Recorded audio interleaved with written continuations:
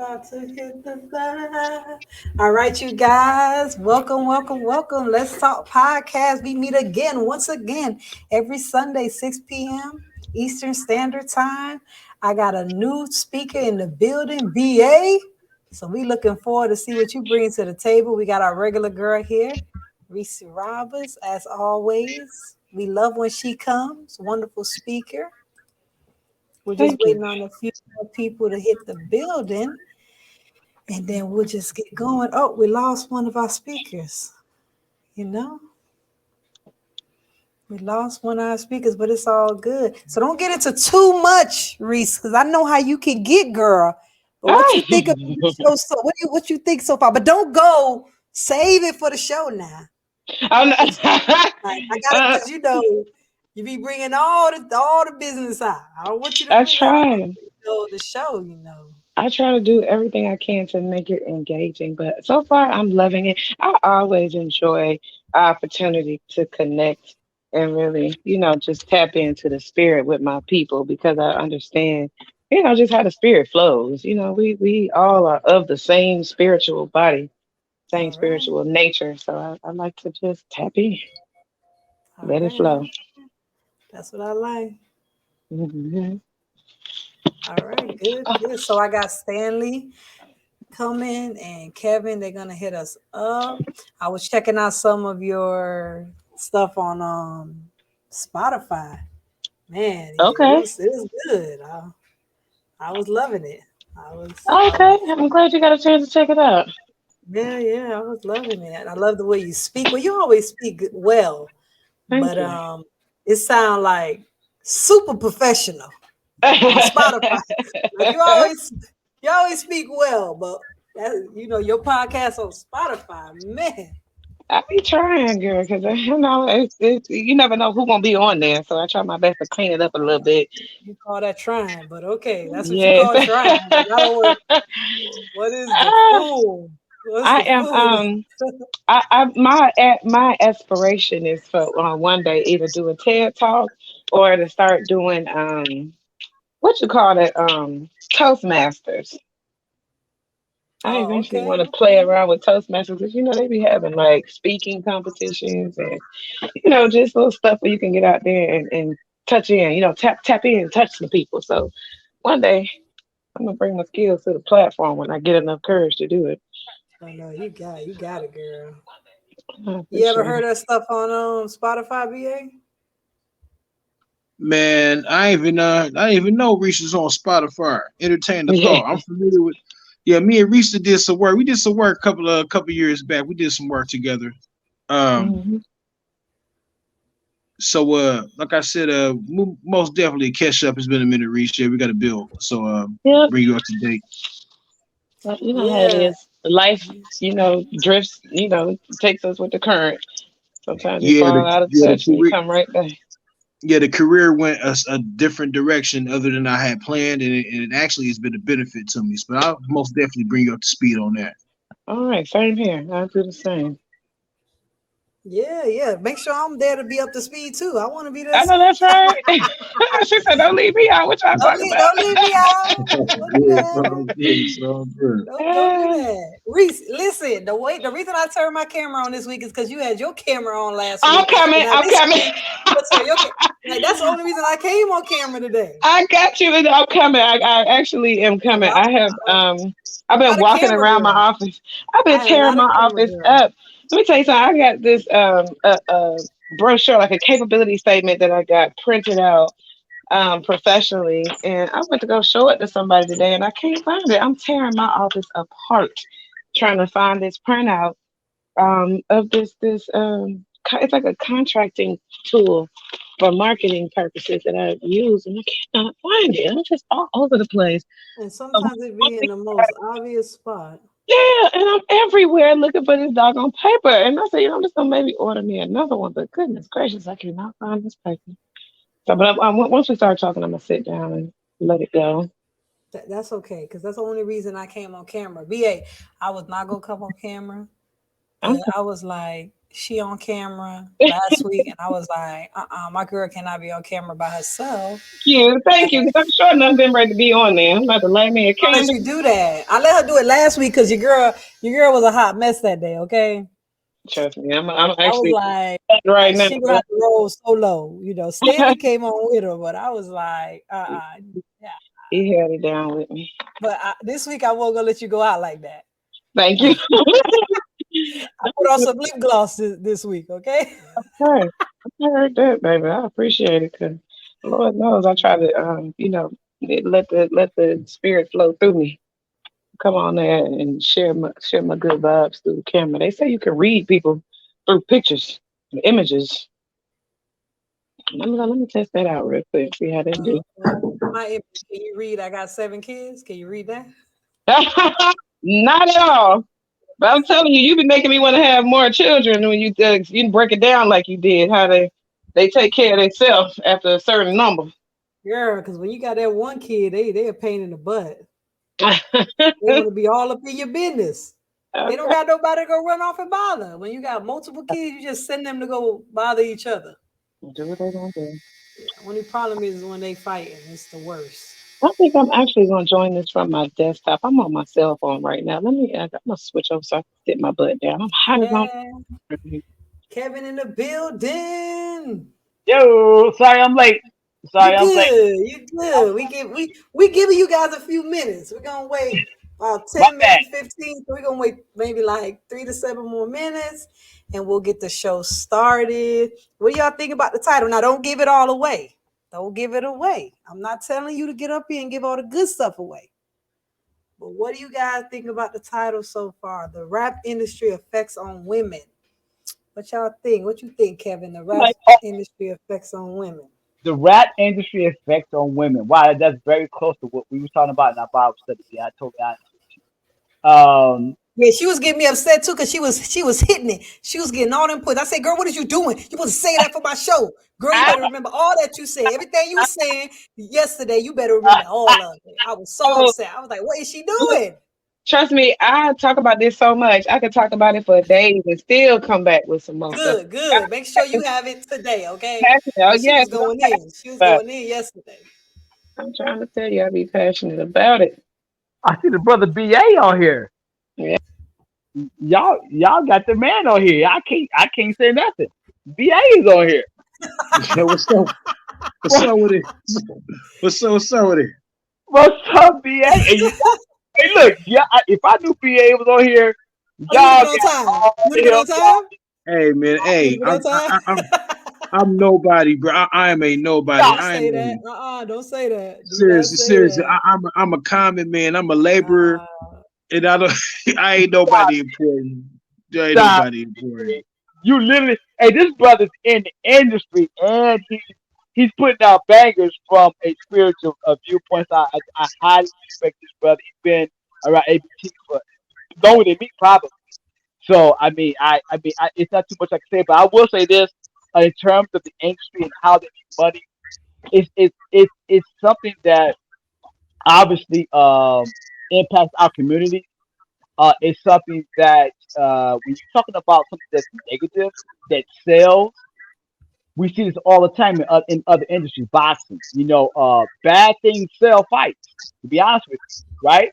So when you have a negative aspect and people look at things from a negative viewpoint, that's going to sell what you're trying to do.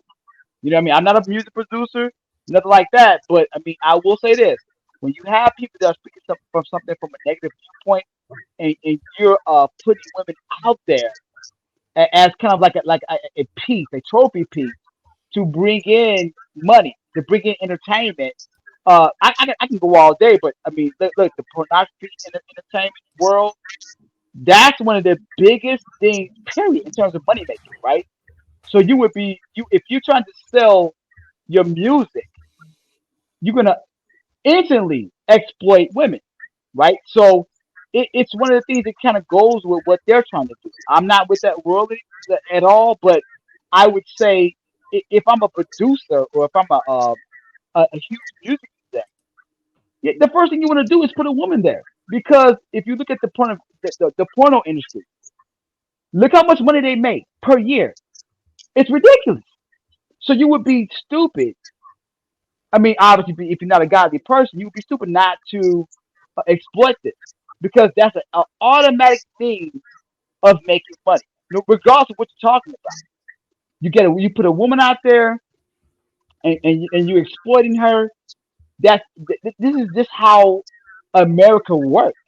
And it sounds bad, it sounds sad, but it's the absolute truth. I can't say what's not the truth here. You're looking for the truth, that's the truth. But I don't want to get too far into it. That's kind of my overall my thoughts right away looking at All right, all right. Yeah, and that's part of what the conversation is going to be about today. And BA, man, they hitting you up in the chat. they No, hey sis. To be honest, I'm nobody. I'm a loner, and I'm just a common man. I'm a laborer. I'm an organizer in the labor movement. I'm nobody important. I really appreciate the fact that people appreciate what I do, and I'm humbled by that. But believe me, I am nothing. I'm just a regular dude raising my kids on my own and doing my own thing. You know what I'm saying? And I well, that just humble. You know what I'm saying? that that I'm makes us appreciate you more because you humble. That just makes us love Because you I was kind more of about to because you're say humble. I don't accept that. Yeah, Yeah, right. She's not accepting that. She's not accepting Well, that. and see, Reese know me, so you know what I'm saying. But to be honest, I mean, I don't really like to. I mean, when if people recognize it, hey, I appreciate it. But to be honest, I'm nothing. To be honest, I Well, could be here. you are something to me, my brother, and I I was want to about to say you're say gonna have to I am prove that thank to me. you. I am so thankful that you're here tonight, and Hey, that you. and I thank you for bringing me on, but I could be here one day and could be gone the next. That's, you know what I'm saying. So, and I had to learn through the years because I used to get cocky. So now I'm at a point in my life to where like I'm gonna be 40 years old, and I'm just like, you know what? Let me just be cool and just be thankful to the opportunities I do have, because not you don't ever Yeah. get that many. You know what I'm saying?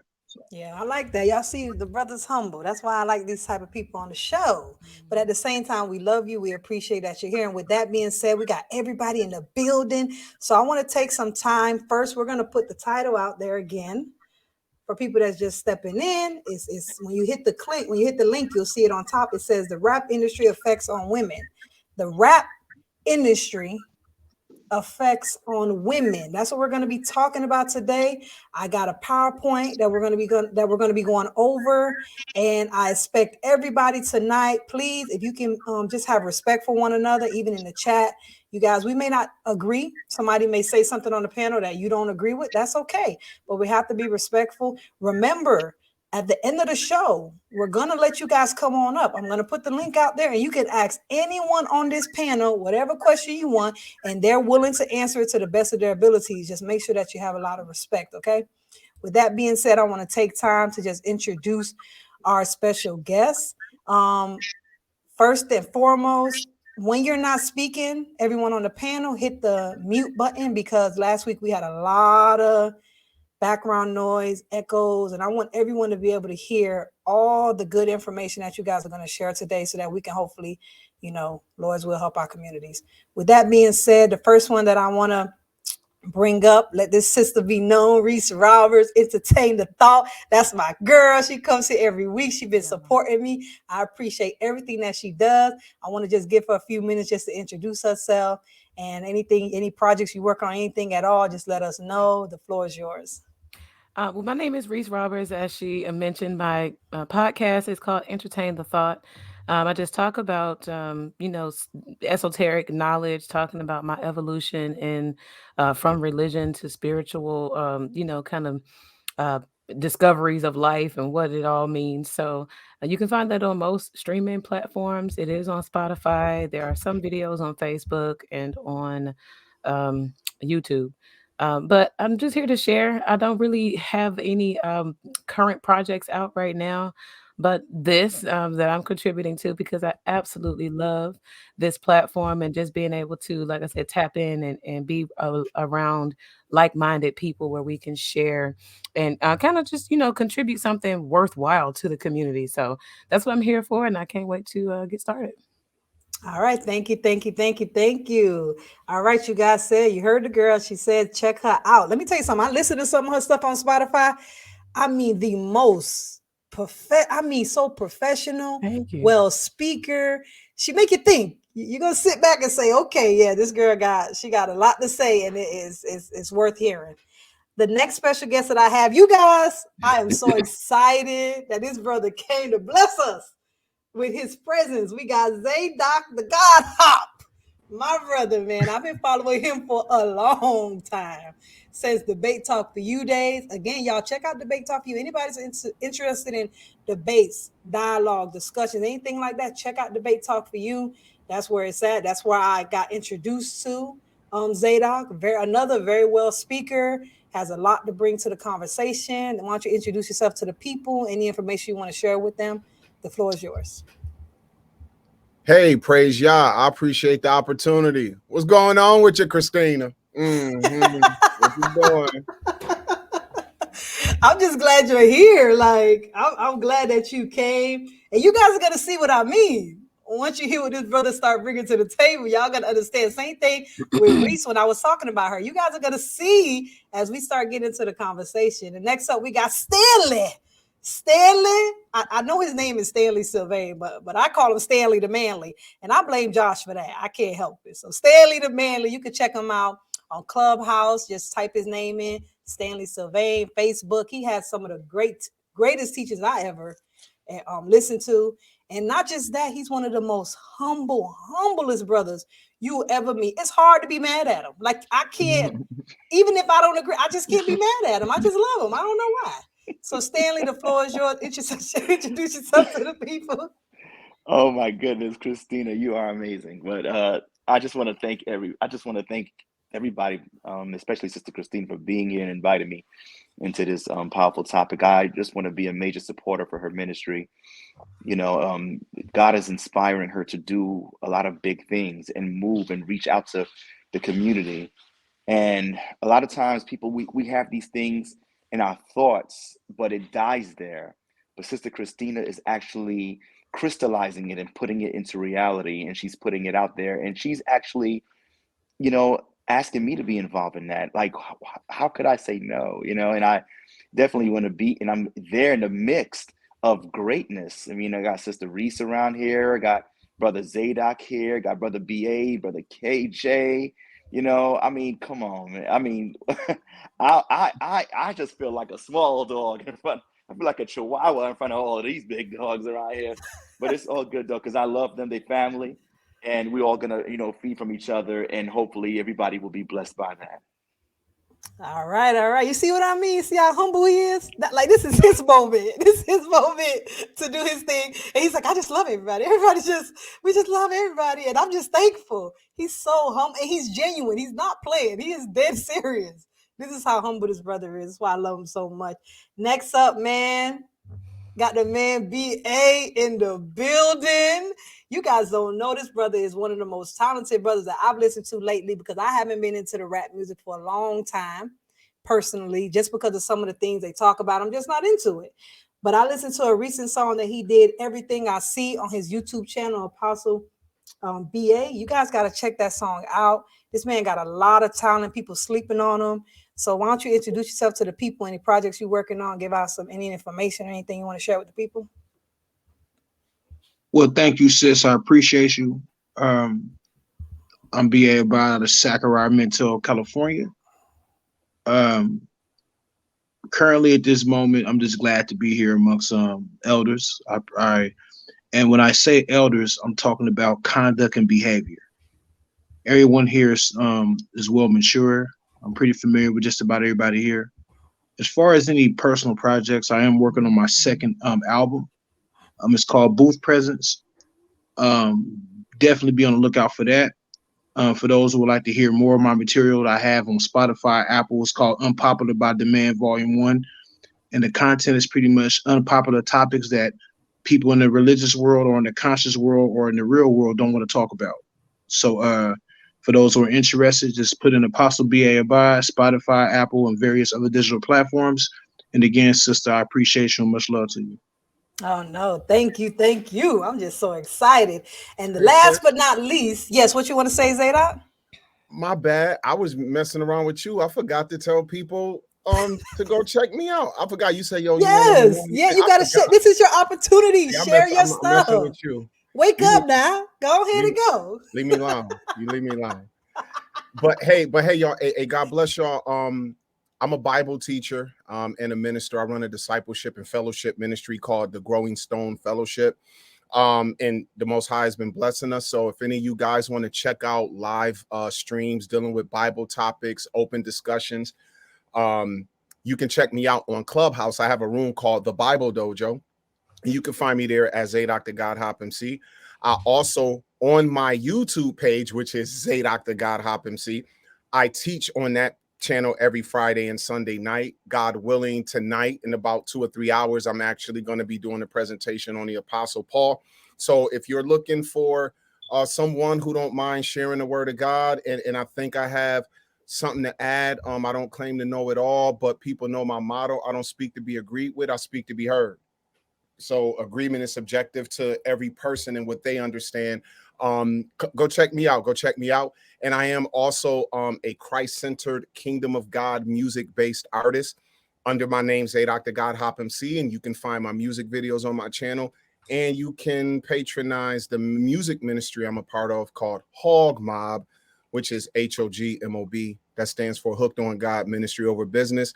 Find our YouTube channel, check us out. And if you want to know anything from there, it is what it is. I got 4 full-length albums and 1 EP on every major streaming platform on the internet, and just type in my name, Zaydok, and explore. And if you like it, then hopefully you'll support it. I appreciate it. I don't know how I forgot to say that.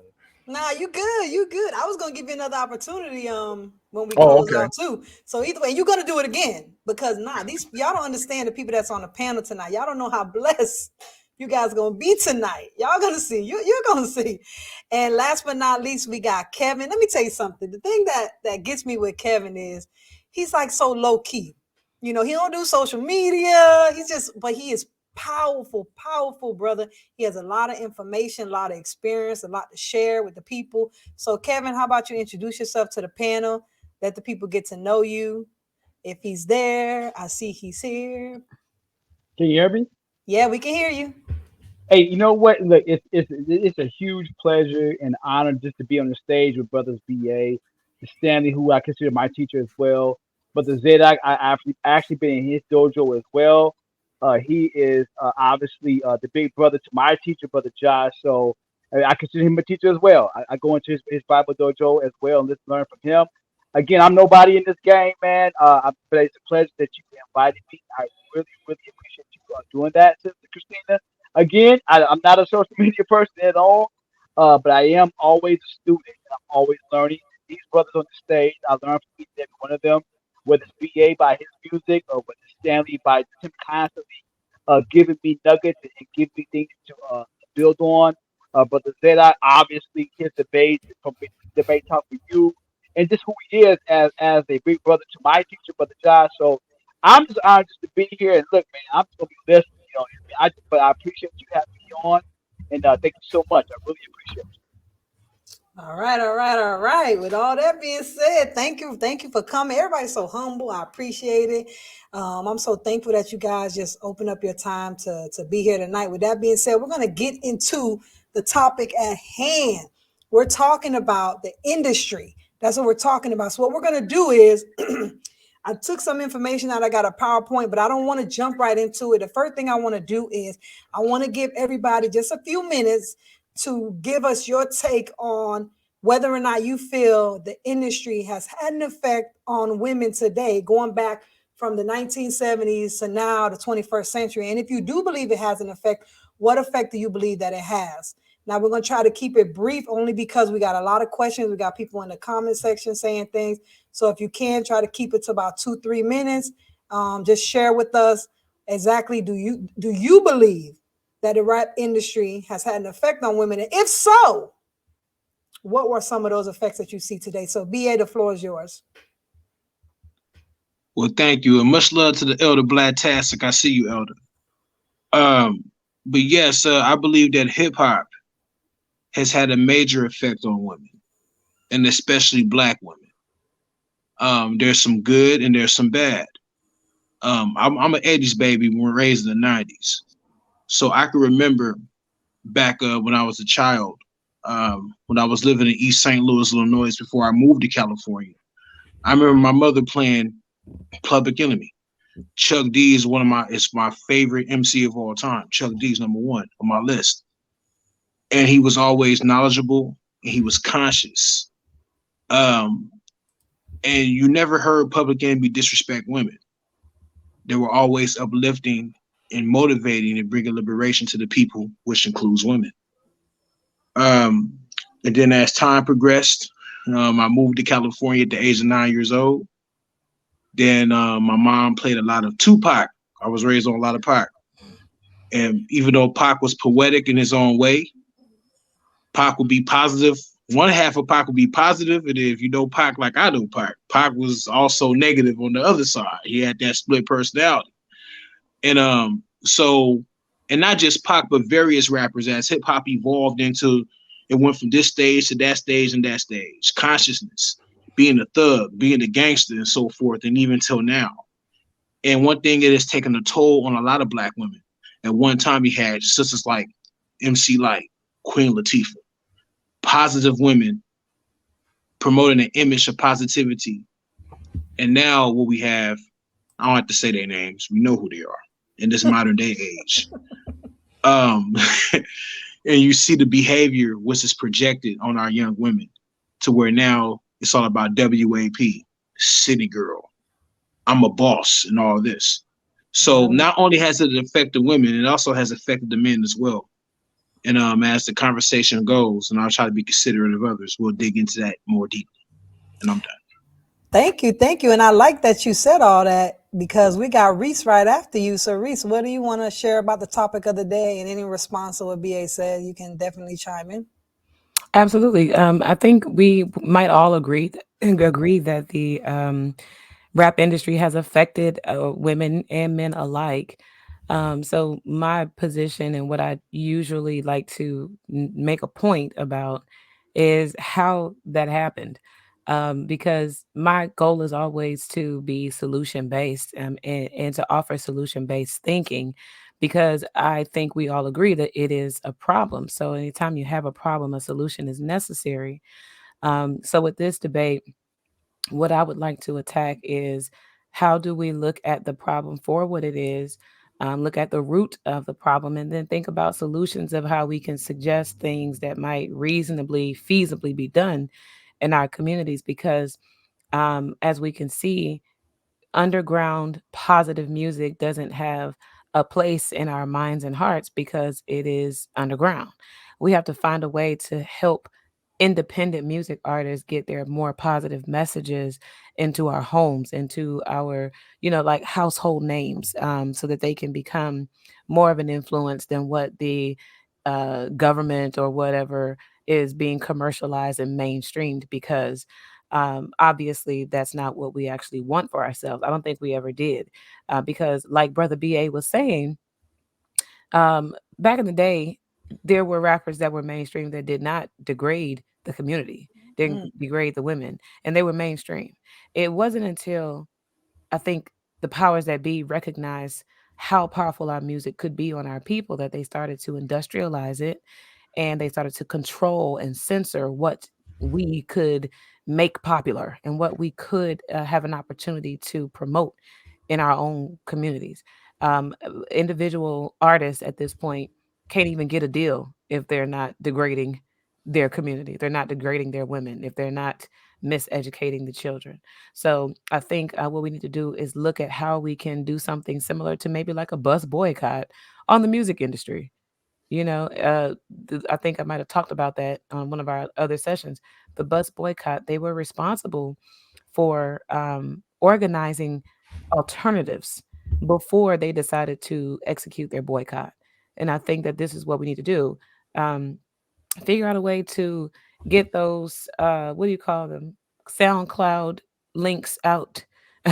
How do we push these things? How do we get them more subscribers on YouTube when these independent artists are promoting more positive messages. I know a guy, for example, named Rex Life Raj. He's so talented, but nobody really knows who he is.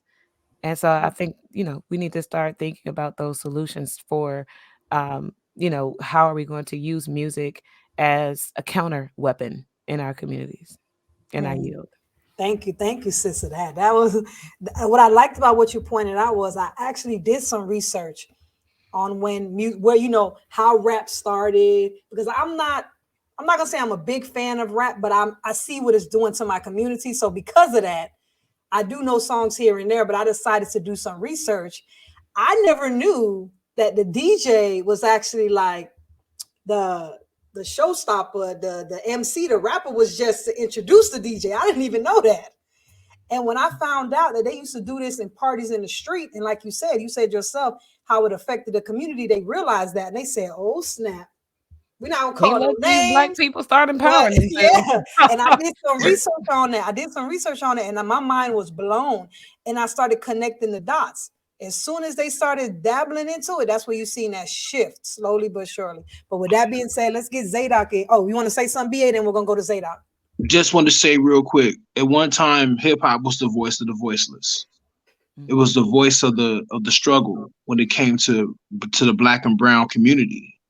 Um, and then when the corporations got a hold to it, because at first corporations wouldn't even market hip hop music because it was said to be too black.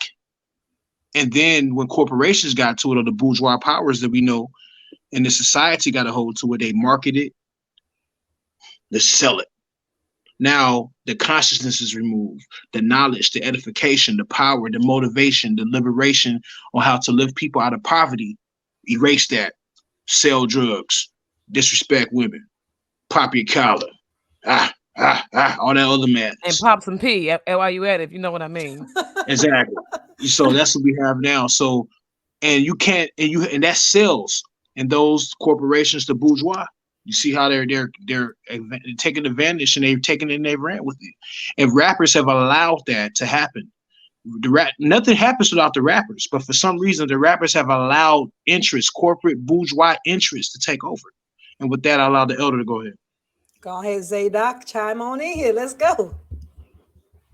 A lot was said. We can't hear you. I think your mic is muted.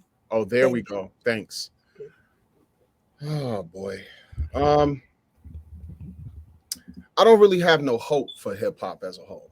I don't romanticize it because um, it's a reflection of man. And even when we had our positive, what I would consider our more positive aspect of the music in the beginning, because it was in the hand of poor individuals and they got to express themselves the way that they wanted to. And some of them really wanted to see change. And of course, some, party people and this, that, and the third, because at the same time you had the positive element of guys who were more radical, more politicized, and more black power. I mean, these are 60s and 70 babies. You got to remember when I'm like a 10-year-old back in the 80s, the guys who are running rap are guys who were born in 1970. In 1968, they grow up on the back of Martin Luther King being assassinated, and in the Black Panther movement and other things happening, and James Brown, I'm black and I'm proud. They were the kids who were coming up off of the Watts riots and the riots of Detroit and things of that nature. And so some of them had rebellion against the system in their heart. And on one hand, that's a great thing.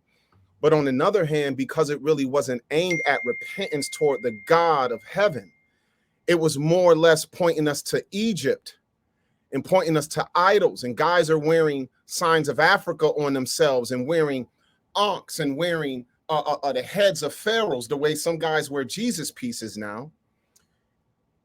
The good that was in it was still not going to be the answer to what our people needed, because it wasn't pointing us toward salvation. And for some people, that's hard to accept. But now, I'm not speaking from how I felt then. I'm speaking from a now lens of looking at what has happened. I remember when I used to raise dogs, I used to raise pit bulls, and I remember a guy telling me, "Hey man, you be real careful with how you treat them animals, bro." He said, because a dog that is abused in private gonna wind up one day biting his master in public. And one thing that we're seeing now, and there were some great points made about what corporations saw in a money opportunity, because the Black community has always been one of the biggest drivers of the music industry as far as the consumers spending their money. Another thing that has happened also is that when you had a rapper like Edo G and the Bulldogs have music like Be a Father to Your Child, in the mid 80s, Black young men who were rapping were telling our community, a lot of dads are stepping out the homes, and you can't blame it all on social services. My mother herself was a woman who had 4 children with 3 different men. So when I'm a kid, 9 years old, and I'm listening to Edo G say, be a father to your child, it meant a lot to me because my dad wasn't a dad to me. And what's happening is you have a generation now who are the byproduct of not listening to Edo G in the 80s when he said, be a father to your child. When the music was trying to push the Black man and the Black woman together, and even though it wasn't Christian, and you had a lot of the God bodies, the nation of the 5% gods and earths doing this. When Brand Nubian came out with Lord Jamar and all of these guys, when X-Clan came out, when Poor Righteous Teachers had songs like Rock This Funky Joint. And if you listen to what Wise, Intelligent, and them were saying, and they would throw up the peace sign like this, which in the 5% religion is the man and the woman together. You don't do this, you do this, because you don't separate man and woman. That wasn't listened to. And now the byproduct is a lot of children who are fatherless, and in some cases motherless, because when you having babies at 15 and now your 20-year-old daughter needs somebody to help her with her child, and the grandma is 35, still trying to live her life. Mm-hmm.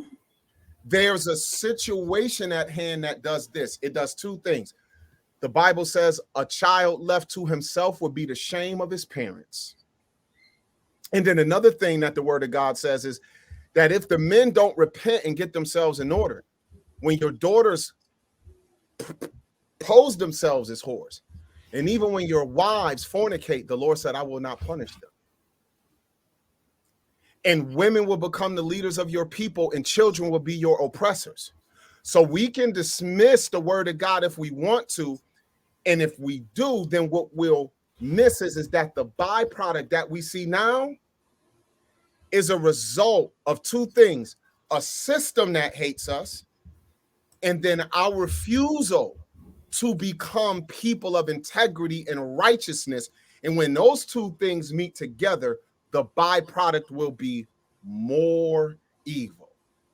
And like he said, man, if you don't repent of your sins, you're just going to slowly waste away in your sins in your oppressor's land. So your oppressor will take advantage of you, and you will continue to feed it. You won't really stand up together. So I'll just end there. I really think that the music right now is a byproduct of both of them things being a perfect marriage. Their evil design toward us and our evil self-sabotage. What else? Wow. But before I let you end it, I think I'm going to cut that out and just do that. Just that one little piece. I'm going to make a video off of that in itself. But can you answer the question that's on the floor right now real quick, Zaydok? And then we're going to go to Stanley. Can you see it? Oh, from the bottom fitness. Yes, it says, do y'all think it's a systemic type of agenda to influence the Black youth or the youth as a whole? Well, I think, unfortunately, people, Adolf Hitler was crazy, but one thing he knew is, you know how it done took over this country? He said, because the way that you raise the children is what will further the next generation. And at the end of the day, brother, it is a systemic type of agenda, but this is what it is. Some people think it's only to destroy us in the sense of like, get rid of us. No, we ain't went nowhere. The destruction is to make us the real examples of what this culture represents. Black people are the most American Americans in America. That's a bar. And the result of capitalism, which is The goal to individualize the person and to cause you to pursue yourself, Mm-hmm. and to actually establish and plant your own flag and to chase wealth. Oh, yeah, that's the agenda. See, we think it's just about us. No, it's about all of them. But as my brother like to say, when America catch a cold, the black community get the flu. I would like Mm. to add to that, but just to kind of offer a separate or different perspective about the systemic issue, I think if I were just to give an assessment of where I think these young people are, I do believe that they're being targeted. I do believe that there's a systemic agenda to influence them. However, I think the young people in this country are sick and tired already of the system. I believe that they are not as easy to be indoctrinated. I think they have remnants of righteousness in their DNA. I think because they see straight through the BS of the American way, they see that we're still not benefiting from our way of life. For example, these young people are known for not wanting to go and get a job at somebody else's company or corporation. I think that is an amazing characteristic of the youth. Their character. It says a lot about them that they would rather go out here either be broke or hustle or roommate with each other, sell water on the street before they want to go get a job and work for to make somebody else rich. That is amazing because these kids grew up watching their children, I mean, watching their parents working their butts off at somebody's corporation, but they are looking at that and it's not making sense. They're going to get these jobs and they're looking like, why am I here? What purpose am I serving? What am I doing? I believe these children are looking for purpose. I believe what they're looking for is something that's going to make them feel good and sleep at night and feel that they are being useful. And so, what I will say is that even though they are being targeted, I believe that these children are just as powered up. They are full of our ancestral spirit, they are full of ancestral power and history. I believe that they are going to show us a way because the Bible also speaks about that. That out of the mouths of babes, we might find salvation and righteousness and some sense of direction because these children, they're not like us. They're not afraid. These children are bucking and I'm so happy to see it. You know, they're not trying to go to college. They like I could my phone is college, YouTube is college. What you mean? I'm not spending all that money getting in debt so I can get out of here and go to work like y'all. No, I'm good. I'm gonna be a Yeah. creator. Yeah, I'm gonna be a That's right. creator. yeah, the generation that's coming up now is They not definitely got having a it. different mindset. But let me get to Yeah. Stanley and Kevin Mhm. because they've been kind of quiet for a little bit. Stanley, you want to talk about what the title is of the room, and then also if you want to address anything that the sisters and the brothers said, this is your time. Oh, it's again. Thank you again once again for inviting me. About the topic, I agree that there definitely is an influ. I believe that hip hop and the industry definitely is a tool, is a tool for those to reach generally our particular community. When I say our, I mean the Black community.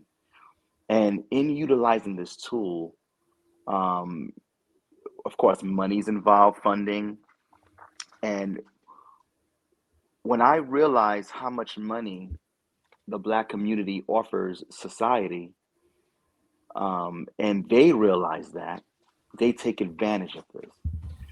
But not to educate us so that we can be lifting up ourselves, but that they can suck from us. So it's sad that they're using something that we, I guess, that is very dear to us, and they're utilizing it for their benefit. It's a business, it's capitalism. Yes, you do what you got to do as a capitalist, but I think there got to be something within us for us to at least seek to see what's happening and to teach the youth what's going on so that they can prepare, so that The next, I guess, set of generation would be a little bit more ready and not get caught up with this nonsense. And a lot of our young people today is unfortunate. When I speak to them, they don't. A lot of them don't care about reading, but they love music. They love rap music, hip hop music. They know all that stuff by heart. I used to always hear, "How come my grandmother always say, how you know all this music by heart, but you don't know your homework?" I, I I don't think know that if was you. said to me too. Oh my goodness! But that's the thing. I think that generally Black people are filled with spirit and rhythm. Music is part of who we are, and because it becomes culture, it comes into our movies, it comes into our rap videos, and all these things. I was listening to KRS-One, and he said hip hop is not music. He said rap is music. Hip hop is a way of life. Rap is what we do. And I'm like, okay, so hip hop is more culture. It's about your clothing. It's about how you walk. It's about how you say particular words. It's how you speak to one another. It's how you call one another. That's what hip hop is. The music is only an element of what hip hop is. It utilizes music, but it's not all music. If you think about it, Mary J. Blige is not a rapper, but she's the queen of hip hop soul. So hip hop is not limited to rap. You know what I mean? So hip hop comes in multiple ways. Hip hop also include movies. It produces movies, and when we watch these movies, a lot of times we look at these individuals when they actually promoting criminalization. Unfortunately, we see them as heroes. We see that as cool. We see that as what it means to be a man. And when you see these situations are happening, this is where it could really hurt our culture. It hurt our culture as a people, and they exploit that. But you see these capitalists up there in the top, they don't care about what the demise is and what the outcome is going to be. As long as they get their bottom line, they're good. But I think it's time for us to wake up and see what's and how to we should utilize it for our benefit as opposed to our curse. Exactly. Thank you, Stanley. I'm glad that you shared that because again, this is the same thing I think Reese was saying earlier, and I had some information I'm going to bring out. But before I do that, I want to hear what Kevin had to say. You've been a little quiet. I want to know you want to add to the conversation. Can I interject after Kevin, please, sister? After he's done, Yes, you just real can. You quick. can get in there.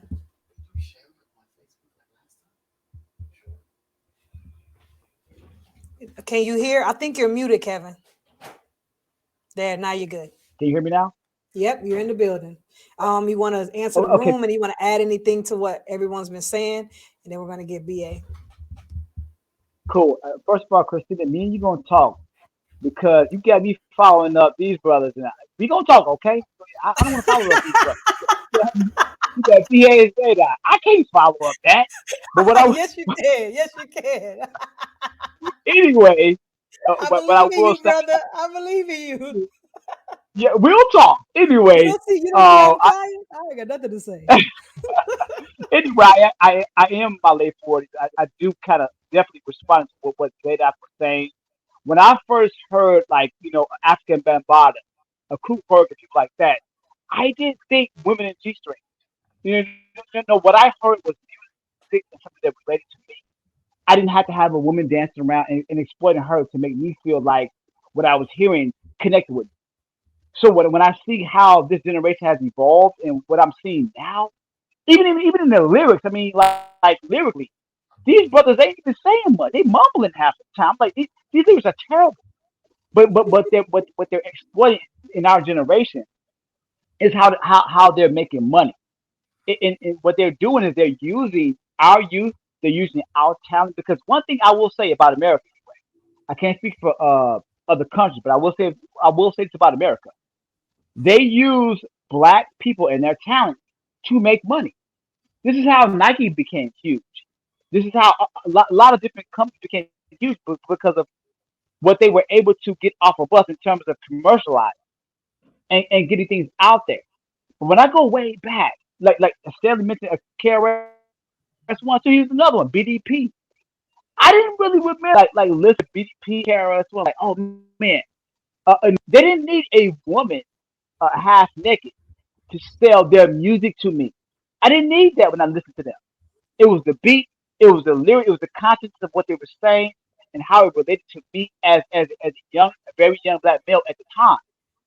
So what they're doing now, the way they are using us, they're actually deteriorating our own. They're deteriorating us and making money off of us as they deteriorating our community. And we're buying into it to make a dollar. What I say by that, I'm talking about other rappers. Their lyrics are not strong. They're not really talking about anything. It's all about the dollar. And when I heard Zaydok, I heard Zaydok. I'm like, man, this brother is cold, and he's not talking about anything, like that's crazy like that. I never heard of him. I didn't hear Zaydok until I started listening to Debate Talk for You. Same thing with Brother BA. These brothers lyrically is just as strong as what at the time when I first heard them, they was just as strong as any other lyricist I've heard. Yet I never heard of them until I heard Debate Talk for You. This is years ago. Fast forward to now, you got people like Sister Reese, Sister Reese said. There are people that out there that do have a very good message, but we don't hear from them. Why is that? So my thing is, I don't know how we can. What's the true answer in terms of getting people out there that support us as a community and that can strengthen us without exploiting women. There are artists out there that are very talented that ain't talking about none of that, but we don't hear from them. And I think to me that helps weaken us as a community. But other communities and other races are making money off of us deteriorating ourselves. We're doing it ourselves. So I mean, I think it comes from within, and I think a lot of people really need to pay attention to what we are plugging into. What are our children plugging into? I got a 6-year-old. You know what I'm saying? What is he plugging into? What is making him listen to music a certain type of way? What is what he's hearing and seeing connected to him? Because for me, when I was younger, I didn't need to see a female exploited to like certain music. So that's all I got for right now. I'll let our brother PA take over. Yeah, and then after that, you guys, the floor can be open. You guys can chime on in, let BA go, and then definitely, I know Zaydok, he's doing that thing like he got something, it's something in there cooking in his mind. I can see it. It's coming out. So y'all, the floor is open, BA, because we're gonna get to the PowerPoint a little bit later, but for now the floor is open. So BA, go ahead and everybody just chime on in there.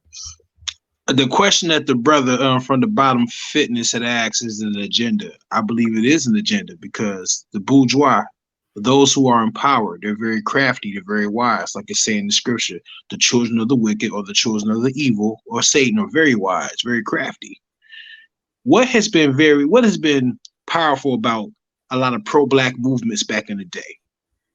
The youth. Go back and do your history. The civil rights movement. What made it so prevalent? The youth got active and they were involved. But let's go back before then. The Garveyites, Marcus Garvey. He had a lot of young people involved, getting active, standing up. And now, even go forward, you go look forward. Go forward. The Black Panthers. What made the Panthers so prevalent? Youth. Mumia Abu Jamal was a Panther at the age of 16 years old.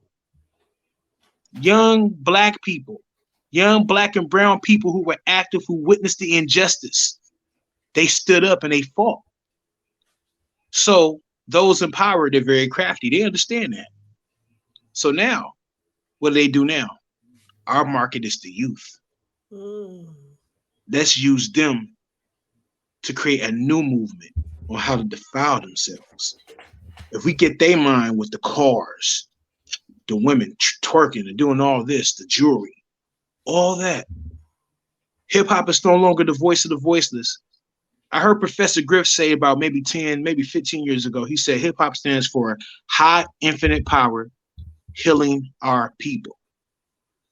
You also have some people that would say high infinite power, healing oppressed people. That's what hip hop really means. It's high infinite power, healing oppressed or healing our people. But Just wanted to share that real quick. I have a Say it question again. about something you're saying, real Go ahead. quick. I want to ask because I asked Reese this as well, and I'm going to ask you the same question. I talked to her last week. We were talking privately. Why is it when you look at a lot of these artists that the music that you're talking about, most of their fan base, believe it or not, going to their concerts, buying their music, downloading it, it's not people that look like them. When you look at some of their shows, they don't look like them. It's look at their shows. Why is it that the non-melanin little boy is not running around mimicking these things, but our young brothers and sisters are mimicking it? I mean, they're watching the same thing we're watching, aren't they? Why are they not copying it? Why are they not doing that? Well, it goes back in time. You know, a lot of, and this is not nothing against white people. This is just Of something that course has not. stood out. This is just something that stands out. A lot of white people at that time back then, they enjoyed watching us acting like a bunch of fools, cooning and dancing. It was entertainment to them, something to see, something to watch. Even to this day, it looks good on the videos. It's entertainment. But when it comes to our people, we've been disadvantaged and disenfranchised for so damn long. What's common for our people? That to be impoverished, to not have much. So what's the next best thing? When I get a little bit of money, I'm finna floss, I'm finna cat off. Like I got 9 lives. Bar. So that's just what it is. You know what I'm saying? Our people, we're gonna take it much more serious because we come from disenfranchised communities. So we get a little bit of money, we get a little fame, a little bit of the camera, and oh man, I got to, oh man. But we don't realize that we're part of a game. We don't realize that we're part of the bourgeois social science experiment. That's all it is. And it's unfortunate that our youth, our young people of this generation, you have a lot of them, like Reese pointed out, a lot of them are rebelling, but do they know how to? And what's unfortunate, the elders, there's some type of disconnect because a lot of our elders are not coming back and talking to the kids. But at the same time, the kids don't want to hear nothing the elders got to say. So both sides want to do something, but I believe both sides don't know how to go about it. And Hey, with you that, know And I something? also like to say, Oh, go ahead, um, sis. okay, yeah, quickly, I think they mimic what they hear in our music. However, they are in control of the media.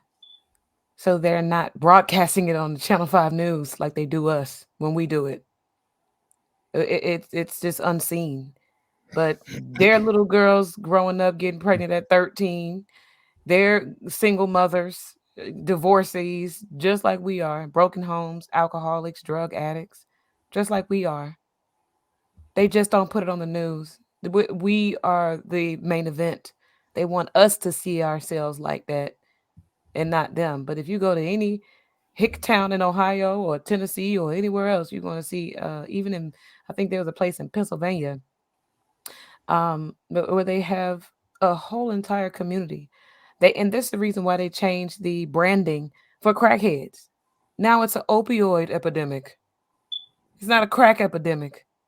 Hmm. It's an opioid problem or opioid sickness or illness instead of a crackhead or a crack epidemic.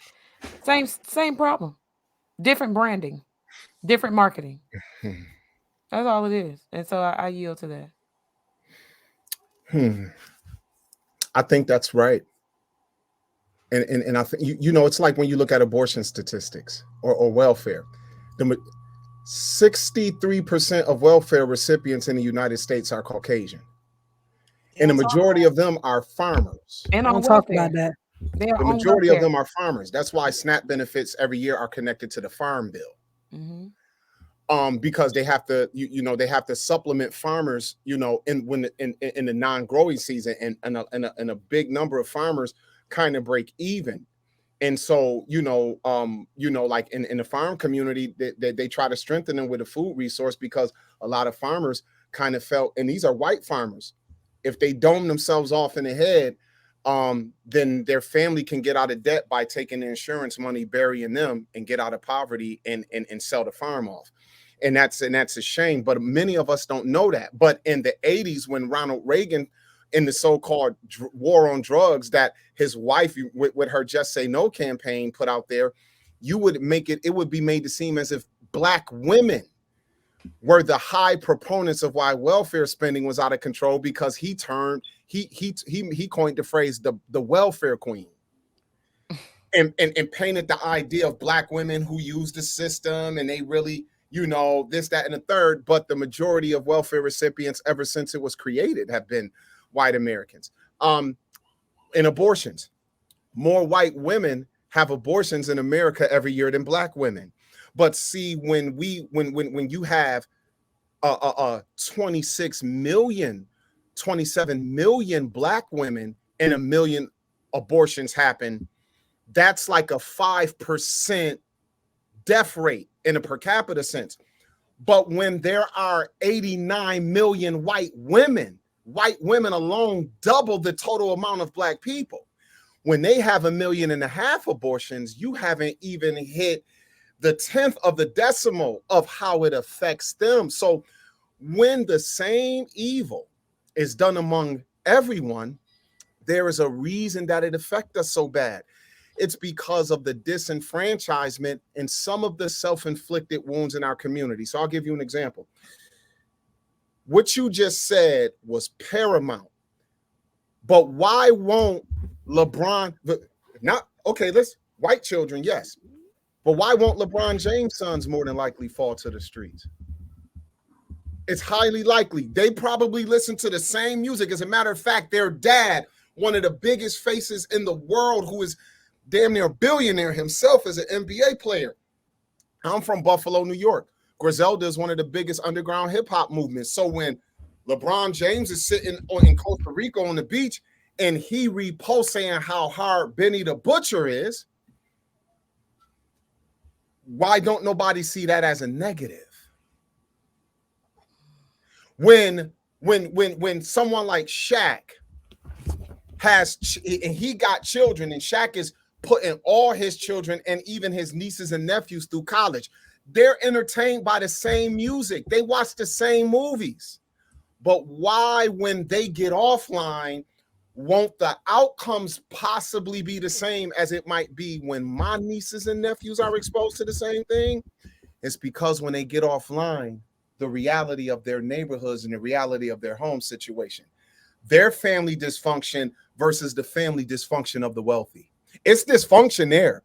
Don't get it twisted that just because you go to a neighborhood where the median income is $170,000 a year with big homes and manicured lawns and quiet streets, that sin isn't there. No, sin is there. But why aren't the outcomes the same?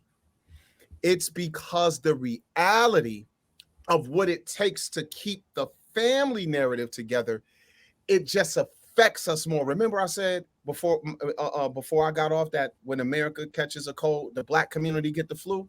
Yeah. Why? They doing the same evil we do. But God told us that this would happen to us. In Proverbs chapter 30, there's actually a text that claims that there's a generation that curse their father and doesn't bless their mother. There's a generation that's pure in their own eyes, and yet they're not clean from their filthiness. And there's a generation who got teeth like swords, and their jaws hold teeth like knives, and they devour the poor and the needy from among men. So it's one thing that the systemic oppression hurts us. But Solomon said the poor that oppress the poor is like a sweeping hurricane that leaves no food in the field. So this is the thing. We're carrying out the same evil. These people aren't better than us. But why are we so more heavily affected? Because you ain't never seen a military invade a country and say, let us turn around and retreat, because look at all these women and these children who's standing out here to fight against us. They feel our men have already been conquered in our sin, and now they're after our sisters. And when many of our sisters who have been left, when a black woman, and this thing ain't all black women, but when a high percentile of our black sisters, they grow up in the same environment that their brothers and cousins grow up in.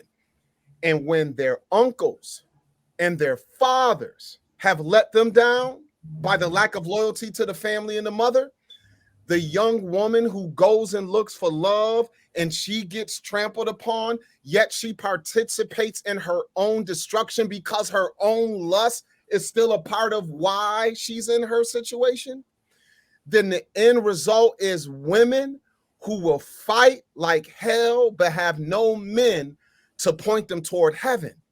And so women who aren't meant to hold the bag alone are left to fend for themselves and in their evil mind figure out how do they best take care of themselves. Men told them, we look at you as sex objects. So now the women, in order to get the money, are willing to give themselves up as sex objects in order to attain the same kind of wealth that they see men do through evil, which is the glorification of money and fornication and drug dealing.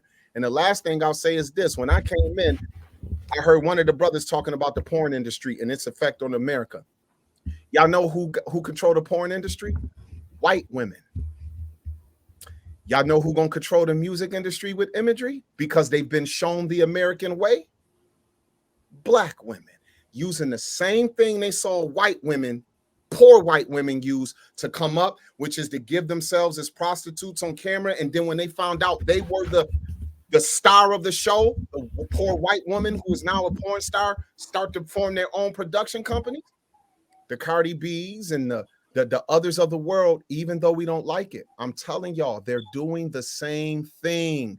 But the harm it's going to do to our community is going to outweigh the harm that white women are doing to their community doing the same thing, because our numbers are smaller and because we don't have the same kind of leadership in the community. When bro named the Garveyites and when he named the Black Panthers and when he named the civil rights, those young black people listened to the clarion call of older black leaders. Who is our older black leaders? So like sis said, that rebellious, we got to do it ourselves energy that's in our young people now is going to manifest itself in a sense of success material wise, but in not necessarily the equality of moral success because their leadership has been lacking. They're going to survive and live regardless, but what is it going to produce?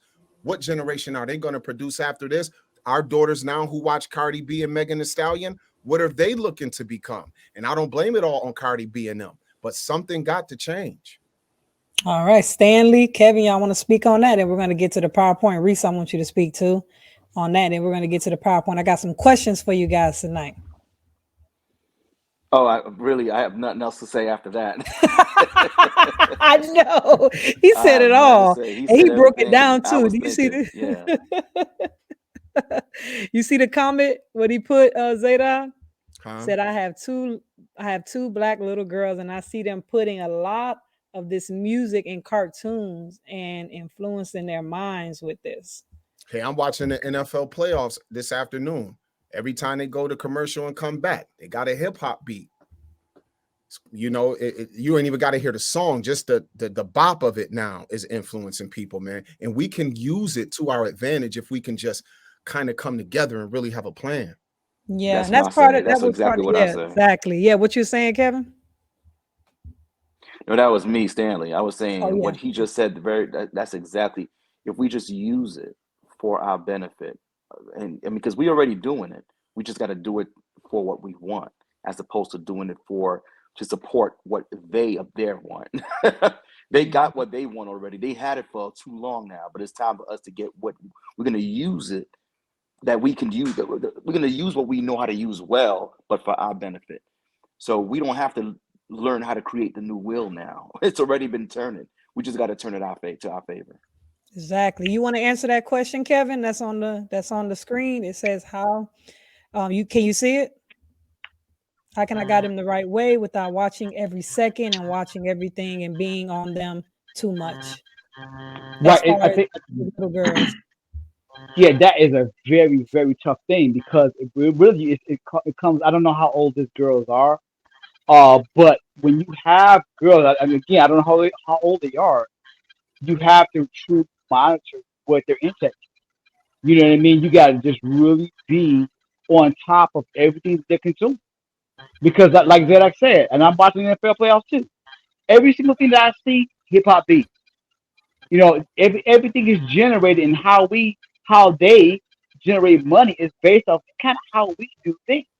They look at our culture as the cool thing to sell, right? But if I had girls, man, I mean, I would be on top of every single thing that they watch because let's be honest, if Yeah. you take let's combine them both. If you combine what Zedok just said, the industry, how it works, if America understands how to sell something, right? And we've learned this from Nike, Spike Lee. What they use? They use this. These are black people they use to build Jordan. This built Jordan. What did they build it on top of? Hip hop. New York at the time and New York's music with Spike Lee. That was on top of the game at the time that Jordan was out. He was in Chicago, right? So if you add women and exploiting them on top of hip hop beats, you're gonna sell regardless. It doesn't matter what the color of the person listening to it is. Like you said earlier, Christina, you have people that go to shows. You go to some of their shows, and most of the people that are in their show, that the audience is not the same color as the people that's on the stage. That's telling me something. We use as props. Our young black females, they're props. They're commercialized props to gain money. That's Mm. what's cool. But I mean, I'm gonna be honest with you. I don't have a true answer to that brother's question with the girls because we have so much access to everything, phones, TV, commercials, cartoons. Like he said himself, you got cartoons that's adding these beats and so many different colored people into what they're actually putting out in cartoons. So it goes a little bit higher than what the parents can do. It's about what we can stop them from consuming. They're going to continue to make it. No one's going to stop these people from making these type of cartoons and these type of music. It's about what we can actually control as a community and as parents. That's really a tough answer. I don't truly have the answer for I can Mm. I can Yeah, answer with Reese. the Yeah. answer. Um, a couple of things, because I think a lot of us have these challenges about how are we going to get from under this. So, to if I had daughters, I mean, I do have a son. I don't have any daughters yet, but there's power in conviction. Um, when I was a child, I was always aware, and I didn't have a super religious mother or a super, spiritual mom. But what she did was she usually appealed to my common sense, and my mother had a way of parenting by conviction. And I think what we should do with our consumerism, when it comes to the music and just the things that are being pushed out here, we have to first of all remember nothing is censored anymore. There was a time when you turn on the radio and everything would be bleeped out. Nowadays, ain't no bleeping out nothing. They're not bleeping out anything. Your children are streaming music, and there's no censorship at all. So I would, for my children, Wow. I would let them see it. I would let them be exposed to it. And this is sort of a philosophy I have with my son. I let my son at 6 years old see what is happening in the world. But what my son sees me doing is so much different. And so when he sees that contrast between light and darkness, his mom is a light, a bright, brilliant light. So when he goes out into the world, he's carrying that light with him. He can see all of that. My child looks at the world through my eyes oftentimes. And so when he is looking at TV and he's seeing, yeah, he might pick up a little bit of the worldly ways. He might pick it up a little bit, but when he comes to me and I see it, I always appeal to his common sense. Does that make sense to you? To think that way, to see things in that from that perspective, to act in this manner, does it make sense to you? The outcomes that you're facing if you continue down that road? I expose him. I let him see it. 6 years old. I let him listen. This is the world you live in. I will not shelter you. Because if I do that, and then you get out there and you ain't never seen none of that stuff, you're gonna be just like the doggone Corinthians. I'm not letting my baby turn into no doggone heathen. No, you're not. No, you're gonna see it. All of the idol gods, all of the same-sex marriages, all of the degradation in the community, all of the, the foolery, the unhealthy living and the unclean behavior. I'm gonna let you see it because when you have that exposure and your child goes out there, I can use myself as an example. My mom did not shield me. Well, a little bit. Like my mother didn't let me see outright nasty, raunchy, vulgar, things on TV. Like if somebody was just having outright sex on TV, she'd send me into the other room, things like that. But when it came to me being exposed, like I didn't necessarily get shielded from my family smoking weed and listening to rap music and doing what they was doing. My mother just, I guess, knew that I didn't take interest in it because honestly, I didn't understand it. And so with your daughters, I think it's best to reteach them. Whenever your children go out into the world is their teacher. But when they come back home under your guidance and under your teaching, that is your job to let those young ladies know what they just went out there and witnessed. Exactly. What did you just see? When you see that behavior, you see your daughter, she might try to get in a video and pop a little something. Listen, I know you probably just seen that when you went out there, but guess why that young lady is on that video doing that? She probably is unloved. Do you feel unloved? She's probably insecure. Do you feel like you're not good enough? You're teaching your children by appealing to these children are not stupid. They're not dumb by any measure. So respect your daughter's integrity and respect their sense of consciousness and respect the fact that they are humans and that they have the ability to reason.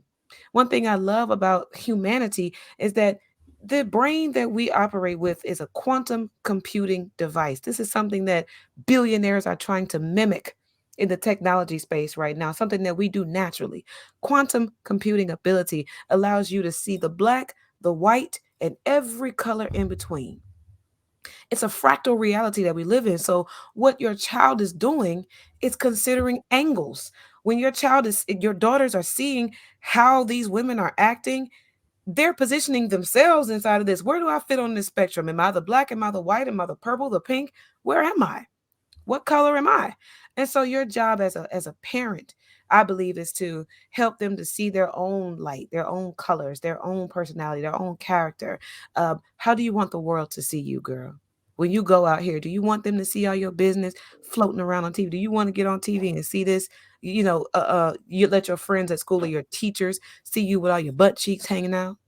When I was young, I Mm. never did nothing like that because I had too much respect for myself.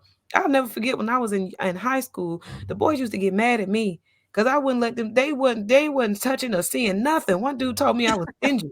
No, He he said, was "Why you being so he stingy called you with it?" stingy. I was like, "Well, 'Cause whatever you want to call it is what it is. I'm not doing everybody that." else was probably, giving it up. But I take that I adopt that, and I didn't originally do it when you were saying like, let these kids know what's going on. I might personally myself, I thought shelter, shield them, don't see nothing. But it was my husband, Mhm. and it was through our Bible studies. Like some things in our Bible studies we would have on Saturdays. I was like, we can't have that study with them. And he's like, why not? Why not? Right. Why can't we? Yeah. And I thought, but I think they're too little. But now, as they Mhm. grown older, and I see Yeah. how much they implement in their everyday life and how they're very fluent when speaking about it. Like my 6 year old, she'll say things like, she'll say, I can't wear this. My skin will be showing. People will look at me and sexualize me and Thank think you. that I'm something that I'm not. Like So I'm the not my putting my that s- on. my And six she's year old six got years mad at old. me. My baby got mad at me because I went to the store in my pajamas, and I said, "Excuse me, my pajamas match the top and the bottom. What you talking about? My pajamas match. Don't get mad at me. He cares about things, and the children mostly the time they do. They care. And one thing I was going to say, also, sir, about your daughters, make sure that they have a healthy fear of certain things. And I'm saying this from my own experience, what helped me as a young lady to keep myself together when it came to sexuality. When I was in school, I had a very healthy fear of rumors being started about me. I would witness my sisters, just my peers having the boys around the school talking all kinds of nastiness about them, and how this one hit it the other day, and how that one had her like this in the bathroom, and how, man, when I would hear them rumors going around, I was like, oh, y'all will never have that kind of ammunition about Sharice Latoya Muse. You won't do it. You will never be able to tell your friends about what you did to me in the basement, on the floor, in your mama house. And also, I had a healthy fear of being walked in on. I never had sex in high school. I saw girls getting pregnant. I was scared of all of that. Your mama was not about to come in on us doing nothing. I'm not your grandma. I'm not doing that. I'm a respectable young lady. I'm not gonna have your mama kicking me out her house naked, But walking down the Reese, street. I want to point out real quick, Mhm. when you look at how the music has evolved, since that's what we're talking about, think about what you were saying. If you look at some of these artists today, they're still in middle school, high school ages, and Mhm. they're actually wearing and dressing and talking about these type of things, Mhm. and they're making it look glorified. Like, Mhm. yeah, I'll be in the bathroom, I'll be in the stall. It's Right. That's good. why I It's say I think our nice. parents have to make it a healthy fear, because Exactly. society is teaching them that it is cool. So, that's why I say I think we should appeal to our children's senses and have them to look at reality for what it is. Because I ask my son all the time, "Does that make sense to you?" Like when we see two men kissing on the screen, and I held up a socket, the plug, and I said, "Sonny," I said, "Do you That want me don't to go. stick this into another That light plug? not gonna work. It's not gonna work, baby. That light not gonna You work. know that light ain't gonna work, honey. You try to plug that into a plug into another plug. Try it and see what happens. Yeah, it's not gonna You're work. gonna be back in the dark ages, honey. You need a male and a Exactly. female component to give life. And if it don't Exactly. make sense on a simple level, eventually on that if elevated level, he gonna be like, oh, no, no, no, that's not for me. I need to have. Well, I need life. exactly. Well, I'm glad that you got your son thinking. Now I'm gonna get you guys thinking. So Hmm. can you guys all see the PowerPoint real Yeah. quick? I got some questions for you guys. Some questions. So this is it. It's titled what you see it on the YouTube channel, the rap industry effects on women. So I'm pointing out a few things, and I want you guys at least 2 minutes each. Just go through the questions. We'll start with BA first, and then just go down from there. Hey So the sis, first, hey let sis, me can you take take off. the can Yeah, you I'm take the taking it off. comment? Yeah, Yes. I'm trying to do it right now. Okay. How do I get rid of the comments? Your girl is new at this. Just touch the comment. Press it again itself. Yep. Perfect. All right. Okay. So as you guys can see here, I got two examples. Now I know Zaydok and BA. I don't know you, Reese, if you recognize any of these female rappers on the for the 1980s, but I know BA and Zaydok. You guys should recognize some of them. So these are rappers, female rappers in the 1980s, and these are our female rappers now in 2022. So here's the question: has females rappers become more sexualized, and why? So BA, you got 2 minutes. Have female rappers become more sexualized, and why? Reason why female Or rappers have sexual? become, can you hear me? I meant to put sexualized, but I put sexual.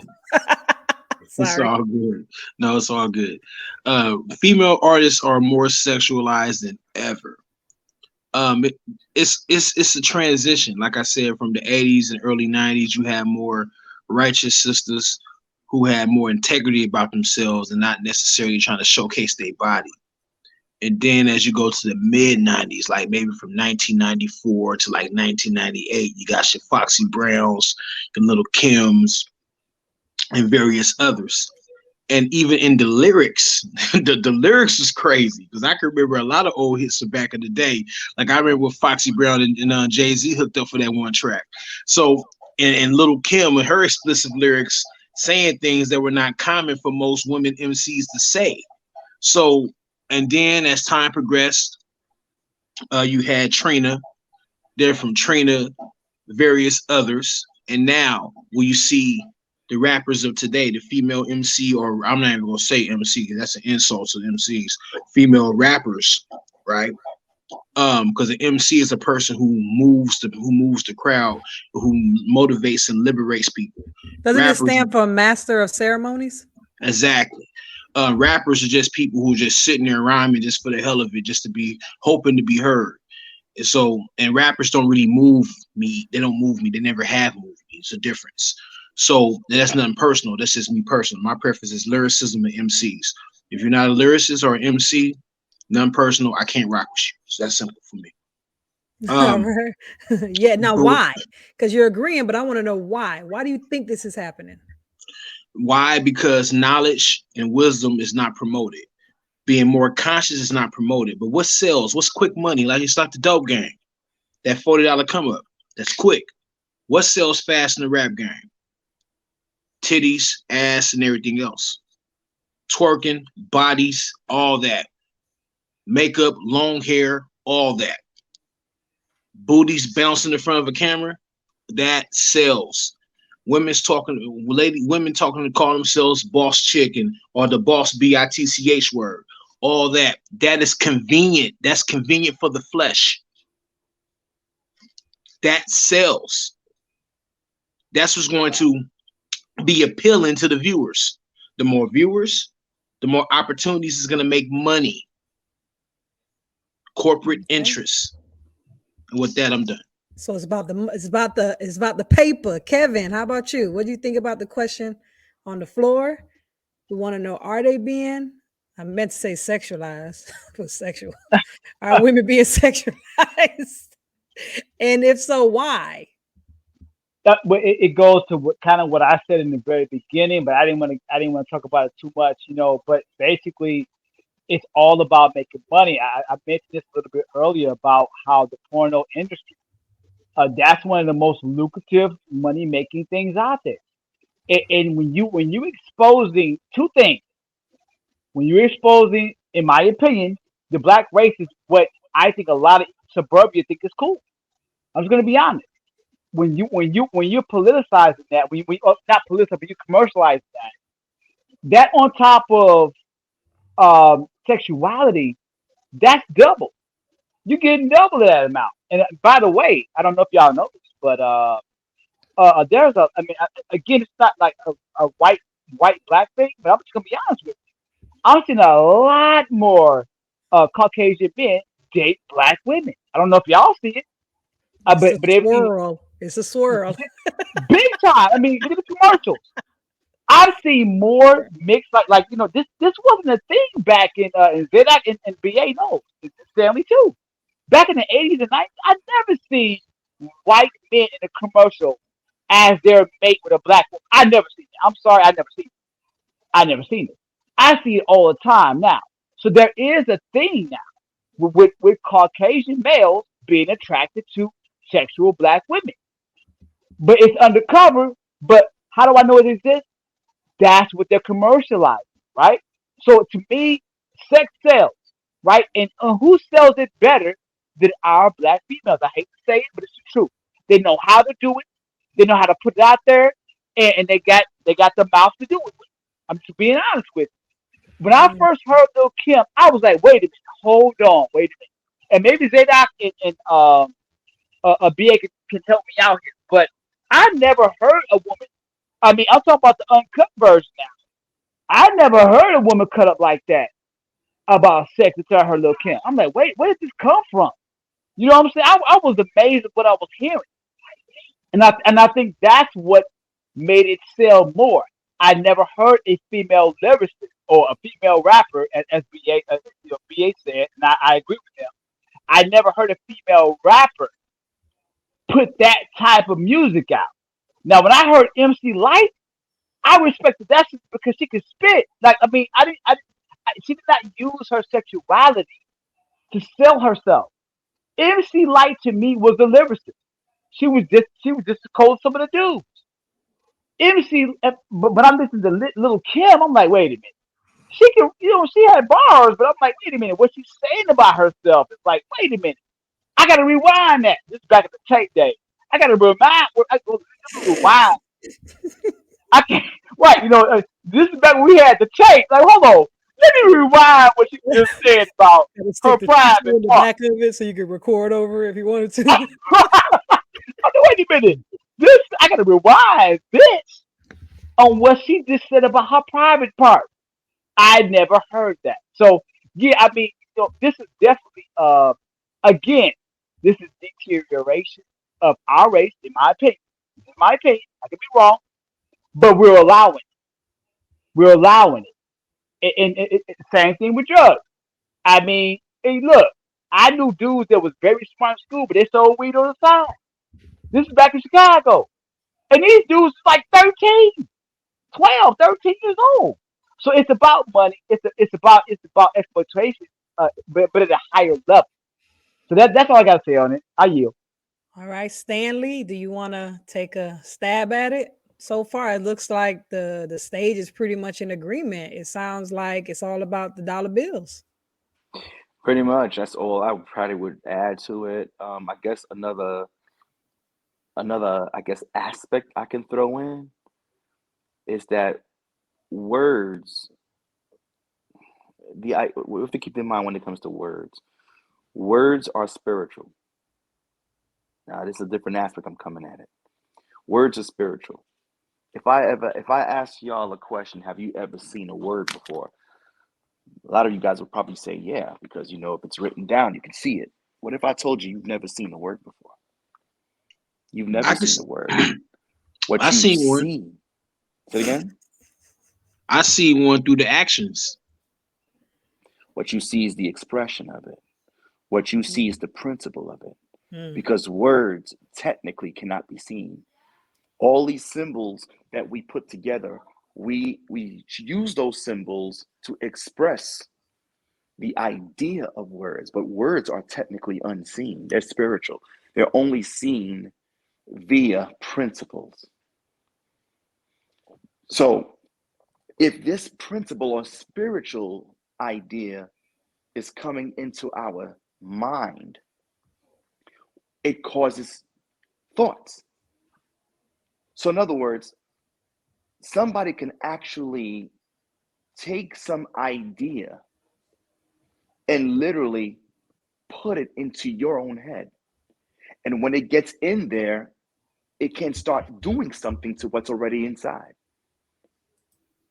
Words change people. That's the reason why those phone industries where they selling sex and those phone it did well for many years. Call this number, and all they doing is talking to you. You ain't seeing nobody. They just talking to you.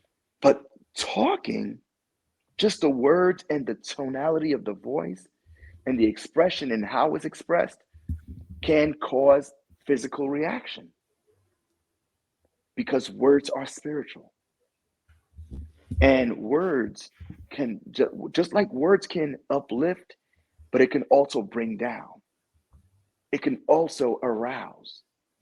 Words are spiritual mechanism, and that's the reason why Jesus is called the Word, because it's what created everything. So words have power. You can use words to change a community. And words can outlive the man. Mm. I put my words in video, I put my words on audio, I put my words on paper, and it can immortalize me. I can die physically, but my words can live on. The laws of Moses continue to come in through the pass the New Testament on. And it's still called the Mosaic Law. He's been dead many, many, many centuries, many millennia. And that's the power of words. So a lot of times we have to be careful when we listening to words, what comes into ourselves, because it could cause change. The industry understands that, and that's why they invest in that. Okay, it's coming together now. Come on. Okay. So it's not just about the paper, it's also like the programming, because like you said, the power of words. So therefore, I'm just gonna have them out there dressed in this costume and have them pushing out this poison via words through rap, hip hop, whatever you want to call it. Mm-hmm. And now the people are basically influenced by that because of how And, powerful words are. and Sister Christina, the scripture says in Ephesians 6 that we wrestle not against flesh and blood, Yep. but against principalities.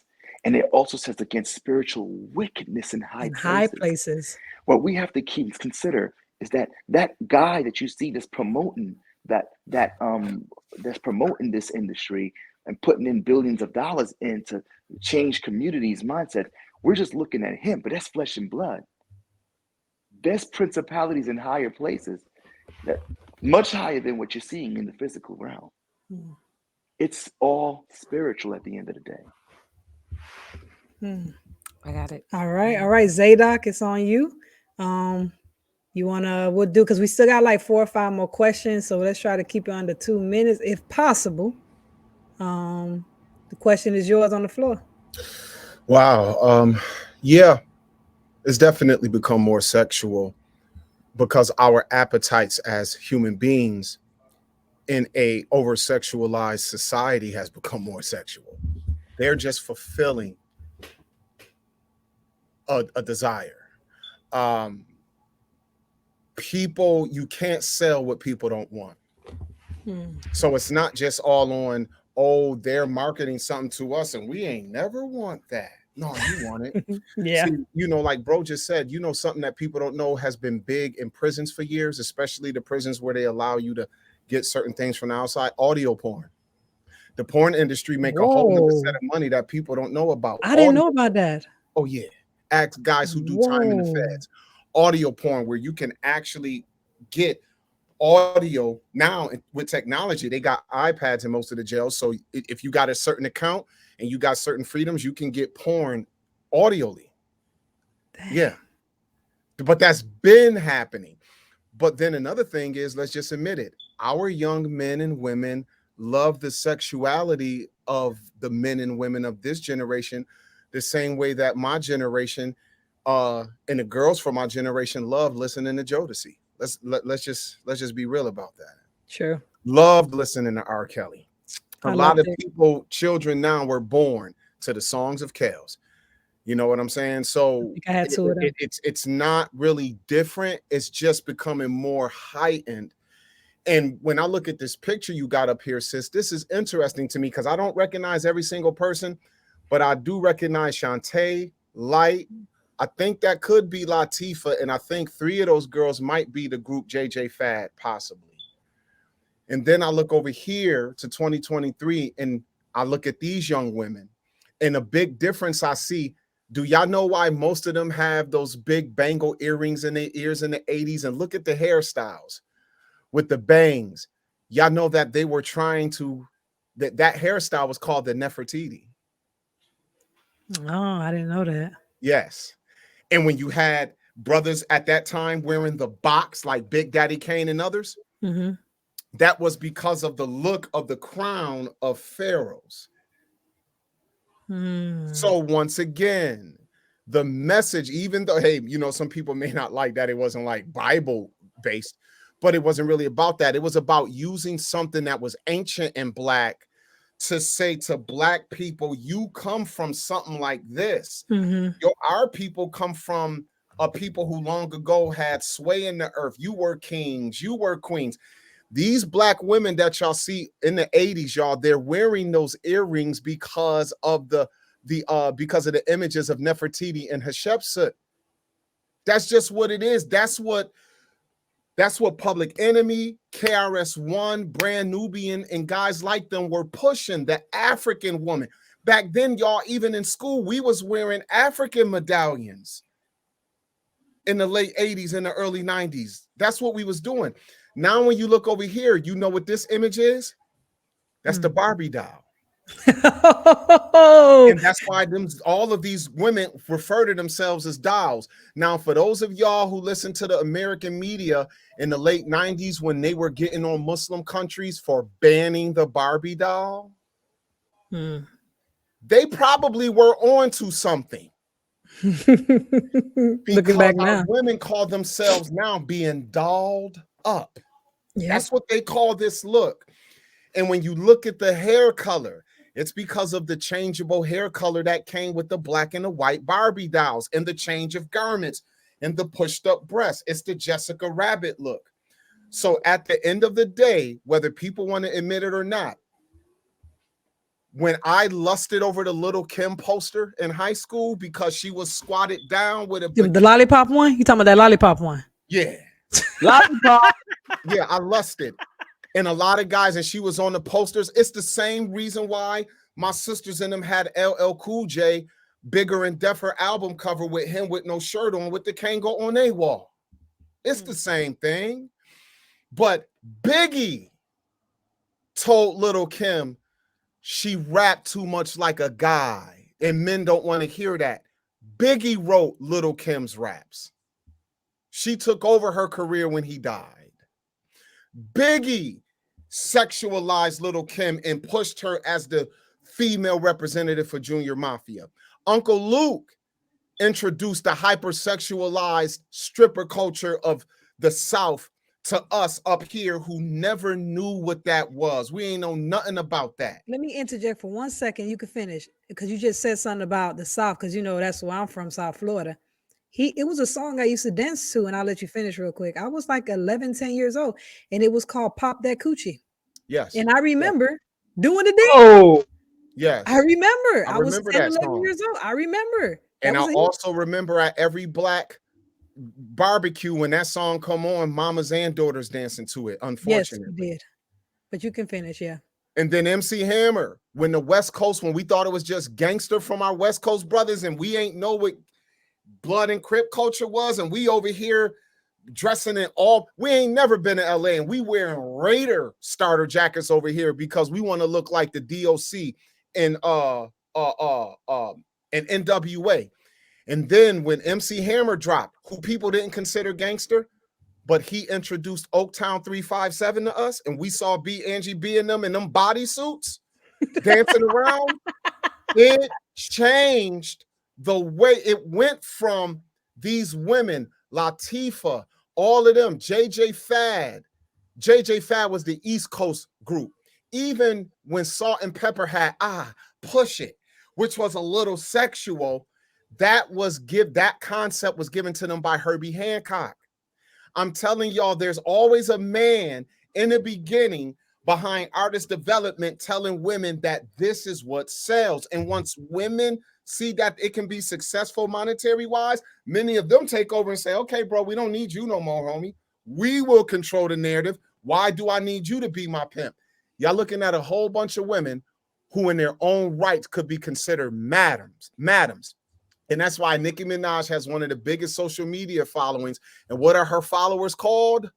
The Barbs. barbs. Yeah, the barbs. Yeah, that's what she calls them. So I'm just saying, it's obvious that female rap has become more sexualized, but it's not all their fault. It's men who push the narrative. And once women seen what got it, well, if drug dealing and posing as a gangster who run the street and you'll kill anybody, if that's what's selling for you brothers, and this is what is going to push us over the top, all I can say is, damn, we miss Lauryn Hill. Yeah, there's no Lauryn Hills no more. I'm gonna get to you, Reese, in a minute, but you know, I seen a video with this brother, and he was complaining, saying that I was trying to find it, I couldn't find it, but he was saying that he goes to the club and the women are actually asking for the explicit songs that are calling them out of their name. They're dancing to these songs, and the brothers are getting to the point where they're like, bro, she's just doing the most.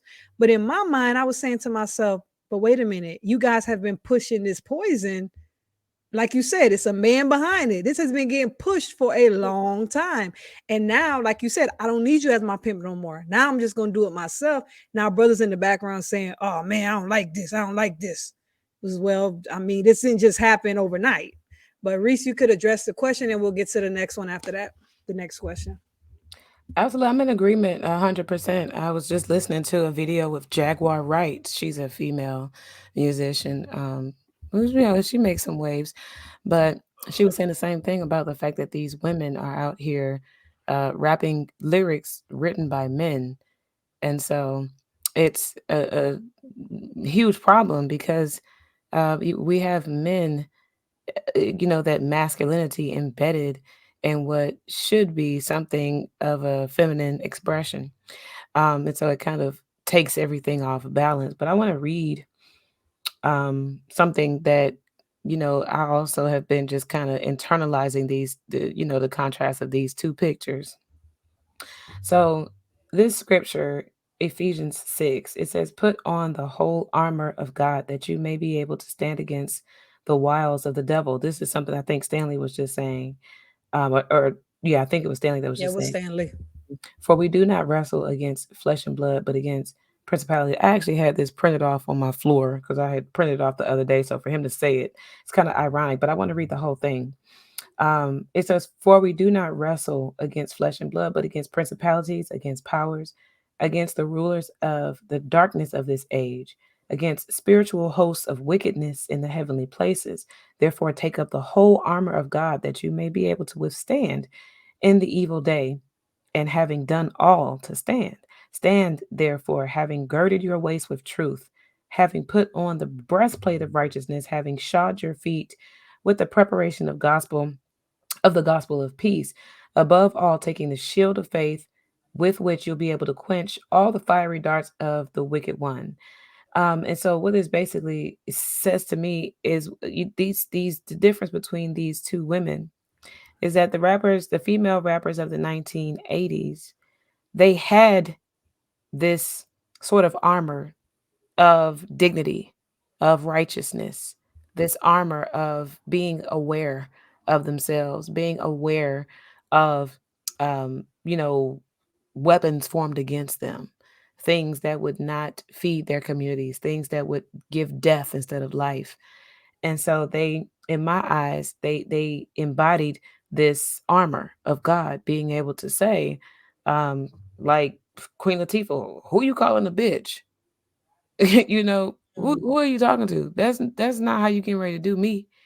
And that was the energy that these women had. It was, "You're gonna respect me. Look at how they dressed. You can't even see you can't even see a little bit of their breast. You can't Yeah, see, yeah, I was looking at it. I was they look like like I don't Hey, see. housewives. Yeah, I hey, was man, It, seeing hey, I it. like how Reese referenced that track. She was looking UNITY. for it. yeah, You gotta let them know. UNITY. Come You, I on, saw you in the background. You was banging back there. for Hey, real. that was fire back in the day. I remember that It was. video when she said she pushed dude in the eye. Yeah. He was like, "No, no, no. They don't come at me like that because this is not who I am." And I think this is, like I said, a perfect embodiment of this scripture, because these women understood that the culture was being swayed in the wrong direction. And so, your Lauren Hills, they're coming to you and they're asking you, you're getting your hair and nails done by the Koreans and all this other stuff. Lauren Hill, she was trying to appeal to us. She was trying to appeal to the women and saying, who are you becoming? Are you awake at the gate? Are you armored up, sis? What are you doing? Because you got all of these. It says the wiles of the devil is coming at you, baby. You wrestling with your flesh and blood. These young women in the 2023 picture, they don't have on no armor. You can see there are no breastplates. There are They call that no they call Reese. They call that liberation. When right. a And lot of this is women that this is dress like this and overweight women like the Lizzos, yeah, they say this is them being free. This is right. But this is liberation. this You're is the not gonna wiles tell of the me devil. I can't hang my stuff out. Right, but this is I'm the wiles liberated. of the devil. It says you'll be able to quench all the fiery darts of the wicked one.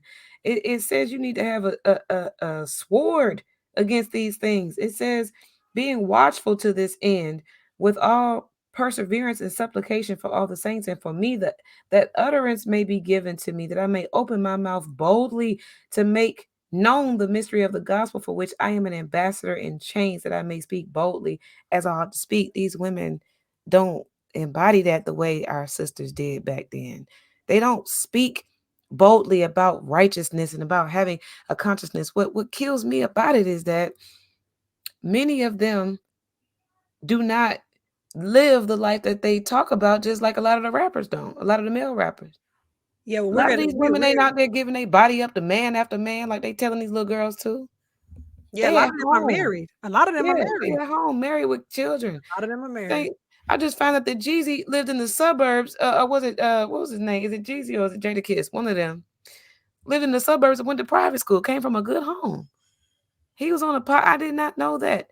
These people ain't living like that, but they are not embodying the scripture or even encouraging our children and our young women to take on the whole armor of God as the scripture talks about, so that we can defend ourselves against what is happening when we talk about the wiles of the devil, all of this liberation and all of this, mumbo jumbo about, oh, I'm not gonna let the man define me, and I'm not about to be meek, and you're not gonna shut me up. Like, they don't see the righteousness in modesty. They don't see the righteousness in being conservative. They don't see what end does that help them, because, like in the comment says, it says the women follow the men's lead.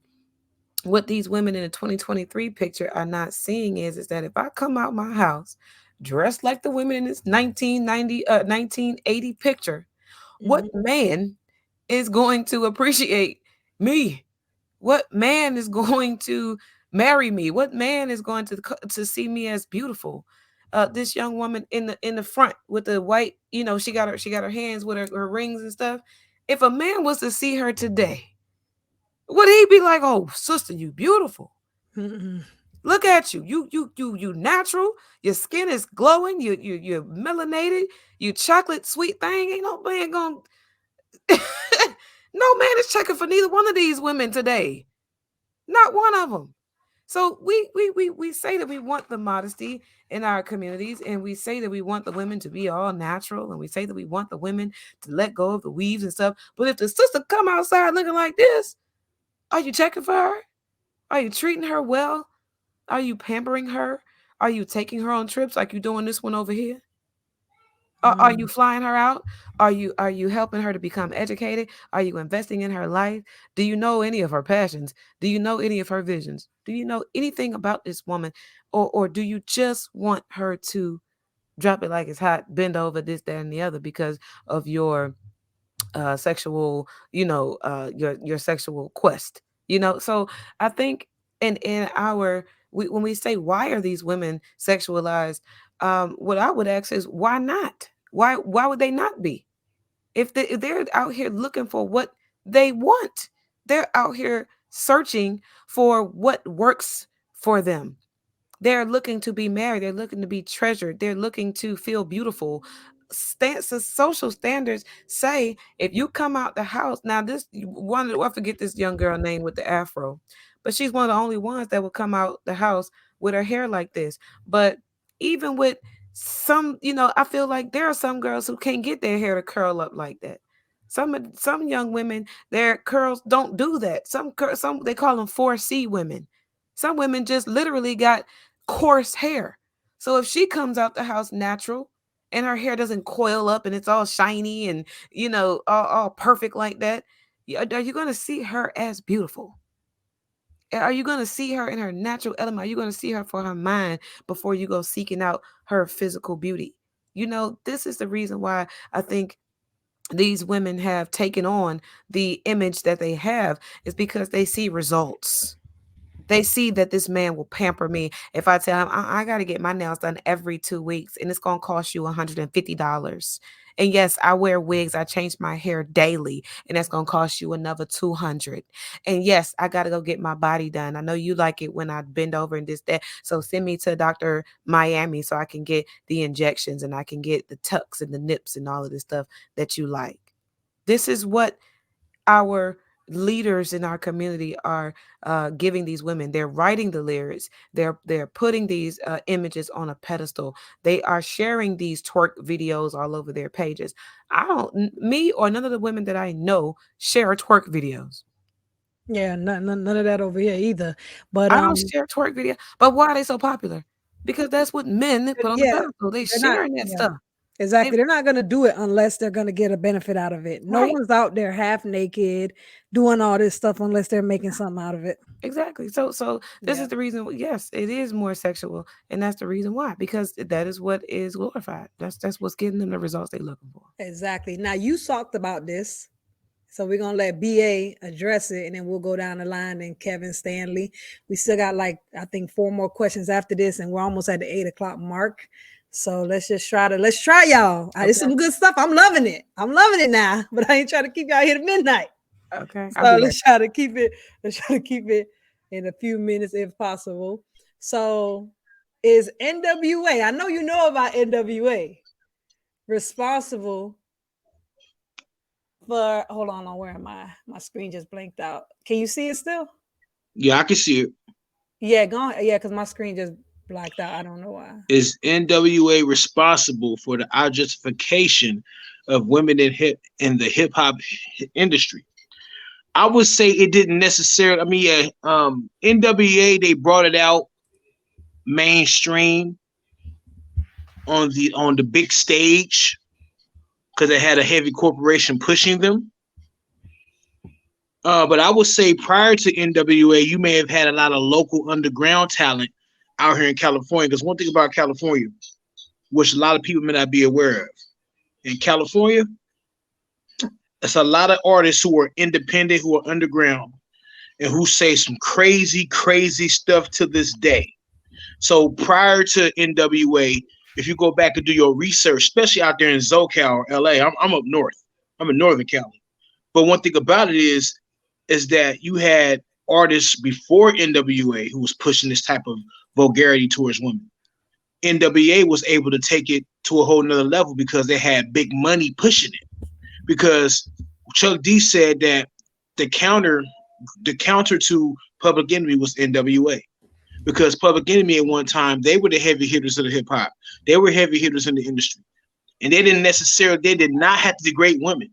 They did not have to degrade anyone. They were all about liberation and waking up the minds of people. NWA came and changed the whole perspective and made it marketable.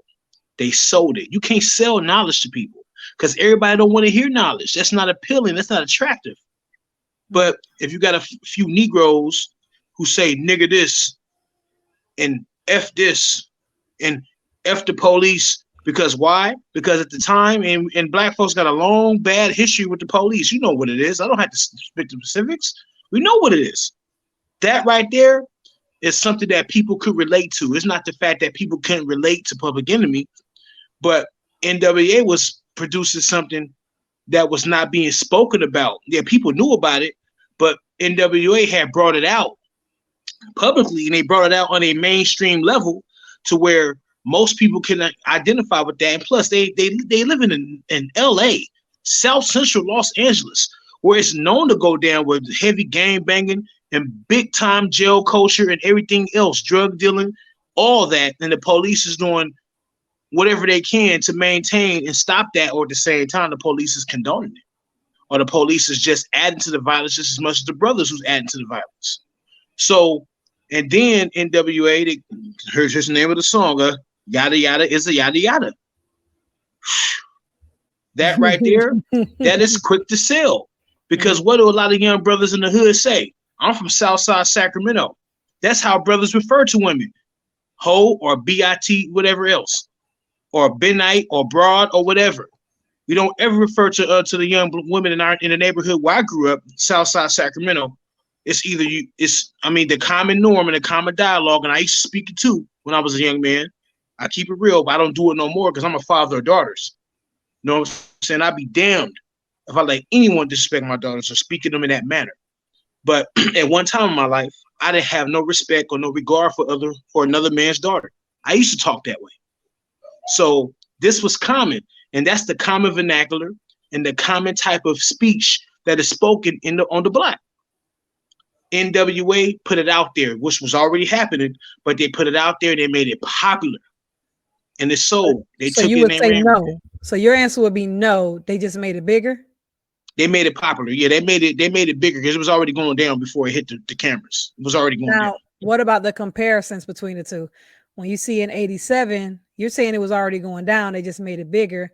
And then you see how many years later, you got Queen Latifah over here saying, who you calling a B? So when I see this, what I see is that women weren't necessarily rocking with this. No, They hey, when that song came out, now we've accepted it. It's like yeah, we're when cool with it now. exactly. Yeah, But when at the time, we weren't okay with this. yeah, but when I remember when Unity came out when Queen Latifah dropped that was dope to me. But I didn't see enough people promoting it or pushing it or singing the lyrics. I was always commonly hearing DJ Quick.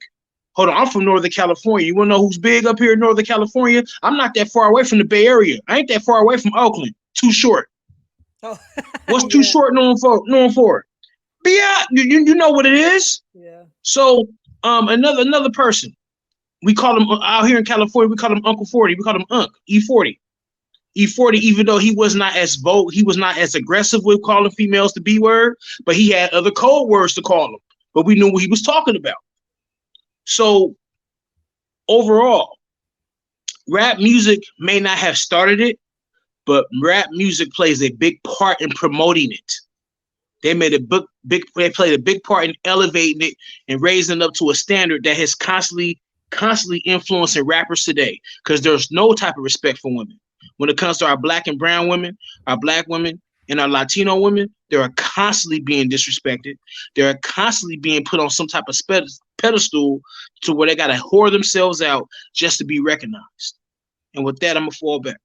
Kevin, all right, let's see if you can uh answer the question. And then I want to hear, what do you think about the comparison about women not being okay with this? Like, they actually made a hit single, and I'm pretty sure if we dig deeper, you're gonna probably find even more songs where women were actually trying to combat this.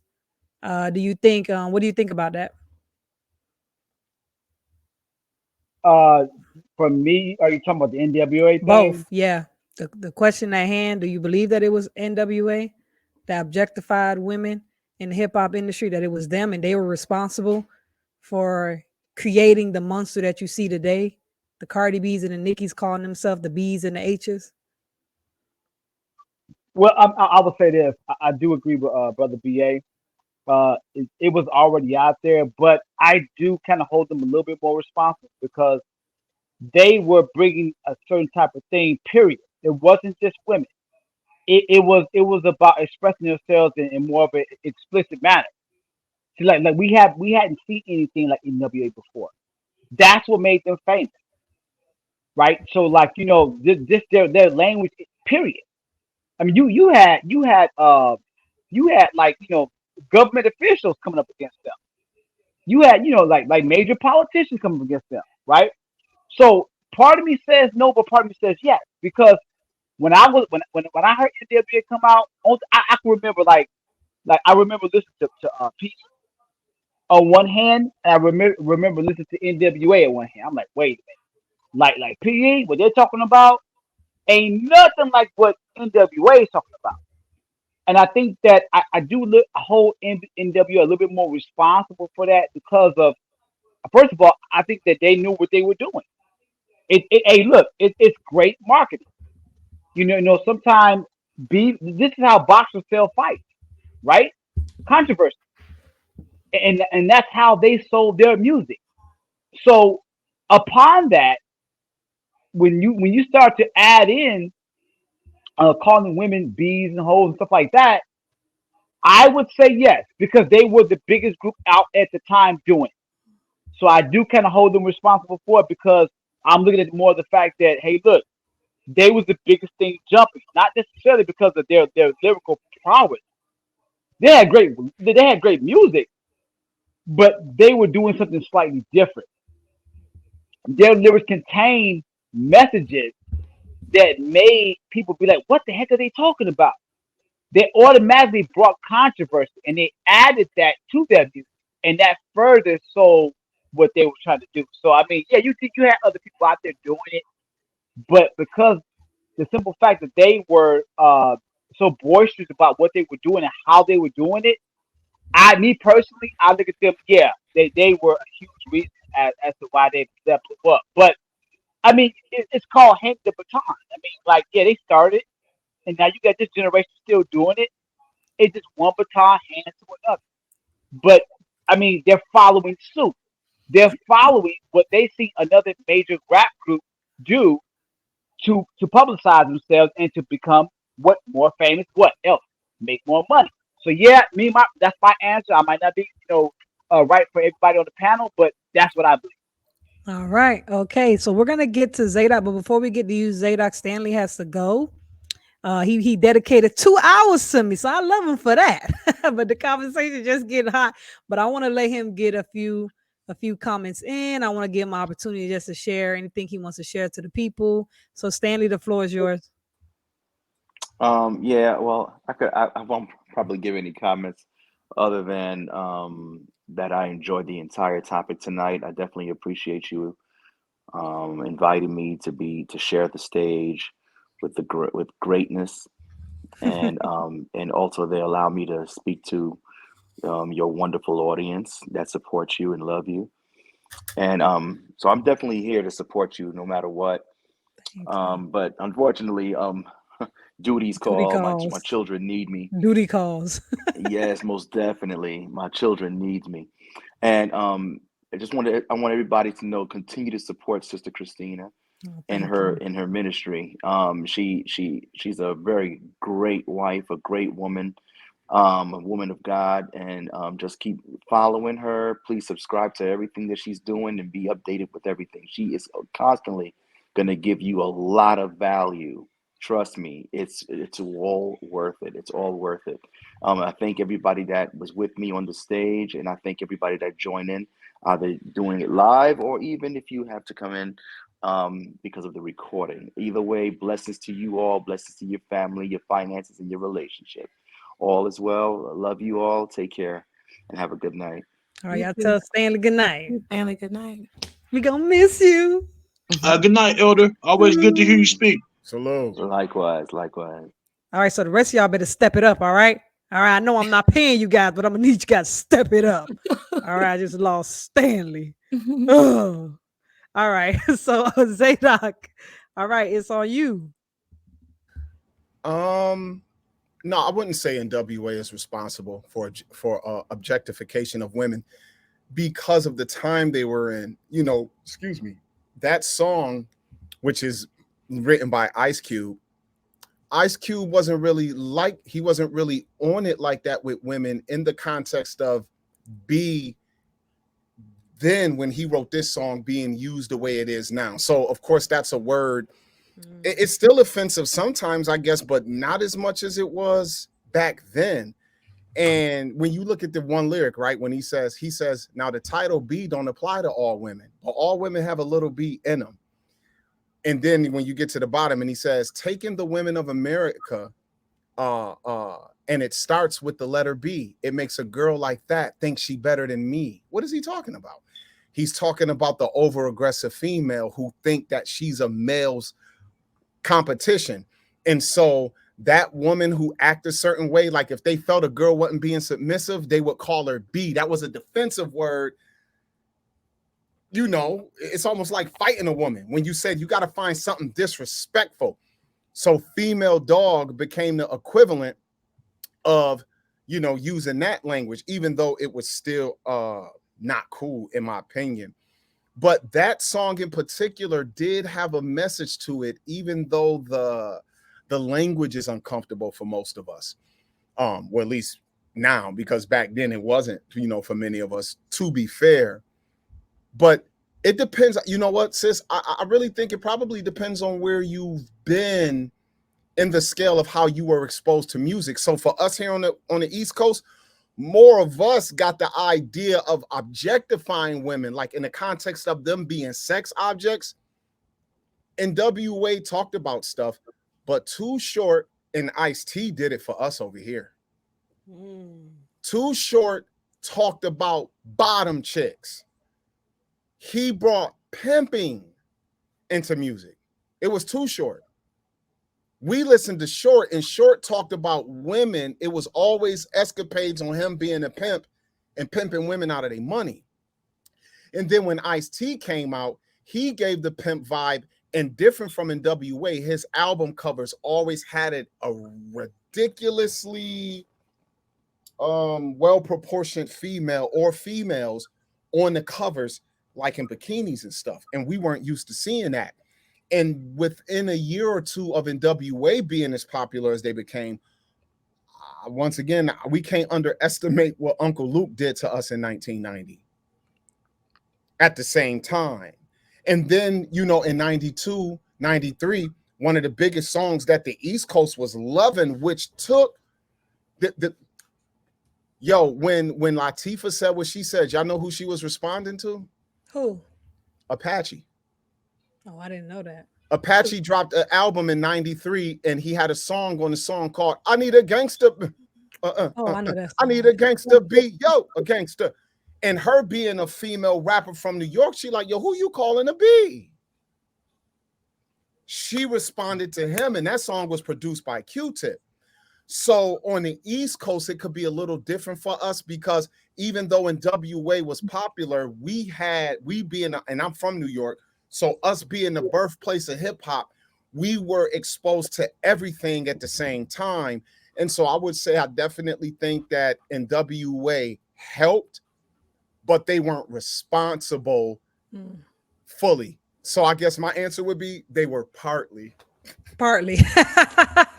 But I'm gonna go to you, Reese, in a minute. But are you, I want to make sure I understand this right. So are you saying that, not about the question, but are you saying that B, even though no one should call a female that, but B has different definition depending on who's using it, like what area, and then also it has evolved over time into something else? Is that what you were saying, or was I hearing that wrong?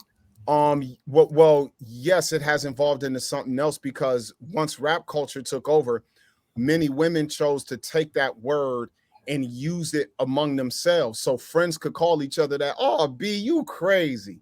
But then if another woman from outside their circle used it, she's using it to try to get you angry. But when your friend use it, it's different. For some women, as hip hop became more popular and more women got involved and started to speak more gangster, they use B the same way we use The nigga. N-word. Yes. So for some, that's what that became. And that's why you got these young girls who run around today in packs and you'll hear, oh, B, oh, B. And you think, I remember when I was on a school bus one day and I heard these young women in the back of the bus saying that, sis. I was like, oh, damn, it's about to be a fight. It wasn't. They was chilling. They was having a good They time. were having a good time. They were friends. And that's when I first got wind that word, they started to use that way. So it can have negative and positive connotations depending on the audience. But overall, I think that it's definitely a word that's meant to be offensive. Yeah, I didn't. Yeah. But the way you broke that down, I guess the evolution of it, I never thought about it like that. I just always looked at it as it's offensive. Don't say it. But as you were breaking it down, I realized even within these lyrics, if you look at, and I listened to the whole song, it wasn't so much that he was using it in a way to say it still was disrespectful, but that's not what he was trying to do. He was trying to point out things that they were going through and how these females were treating them based off of their status, what type of car they were driving, how much money they had. And he's like, yo, so you think you better than me? You be like, Yeah, So, yeah, he meant it to be offensive because that's all you could say. Either you gonna punch her or you gonna use a punch out your lip because this woman is she clowning you. You a nobody to her. So all you could do is respond and call her a B word. Yeah, and now we done. Well, what were we talking about that Reese about the picture before? We liberated now. I'm gonna call myself a B, and I'm liberated. You're not gonna stop me from doing that. Like no, but Reese, you want to take a stab at the question and I just wanted to say that I don't know if hip hop alone, in general, is responsible for the objectification of women. Because can we please introduce my buddy Rick James into the equation? Why you gotta say that? I'm from Buffalo. Why you gotta say that? Oh Because God. Yeah, come because on, Rick James was cold. Yeah, he was cold with it, man. He Rick was James was come cold. on, super freak. he took it there long before NWA came up out of it. and Long Dave before. Chappelle still continues it too. Okay, exactly. I don't know if hip hop really Look was at Zaydok. responsible for that. I mean, No, these she guys, telling the truth. yeah, Like these a guys, kid that lost their candy. okay, because we're talking about the Parliament, Funkadelics, all that. Come on, them people was running women like crazy, doing drugs, all kind of foolery going on with them people. That was what, rock music. What was their category? Rock or Yes, what? that was rock.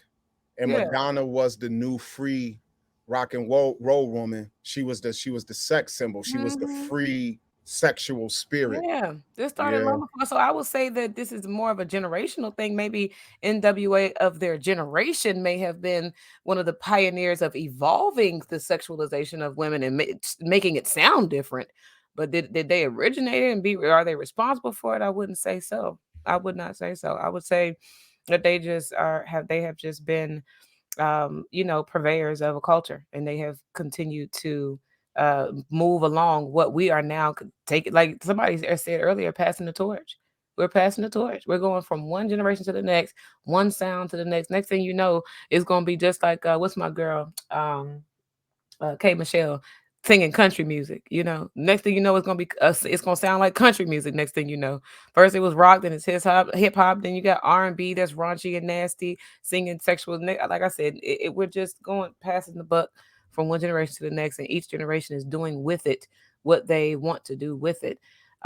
So I would say that we have these examples in each generation. Like for me, I was born in '87. So they couldn't have been responsible for my generation's over sexualization because I didn't even know nothing about that stuff really until I got like in high school. It was Juvenile in them for me.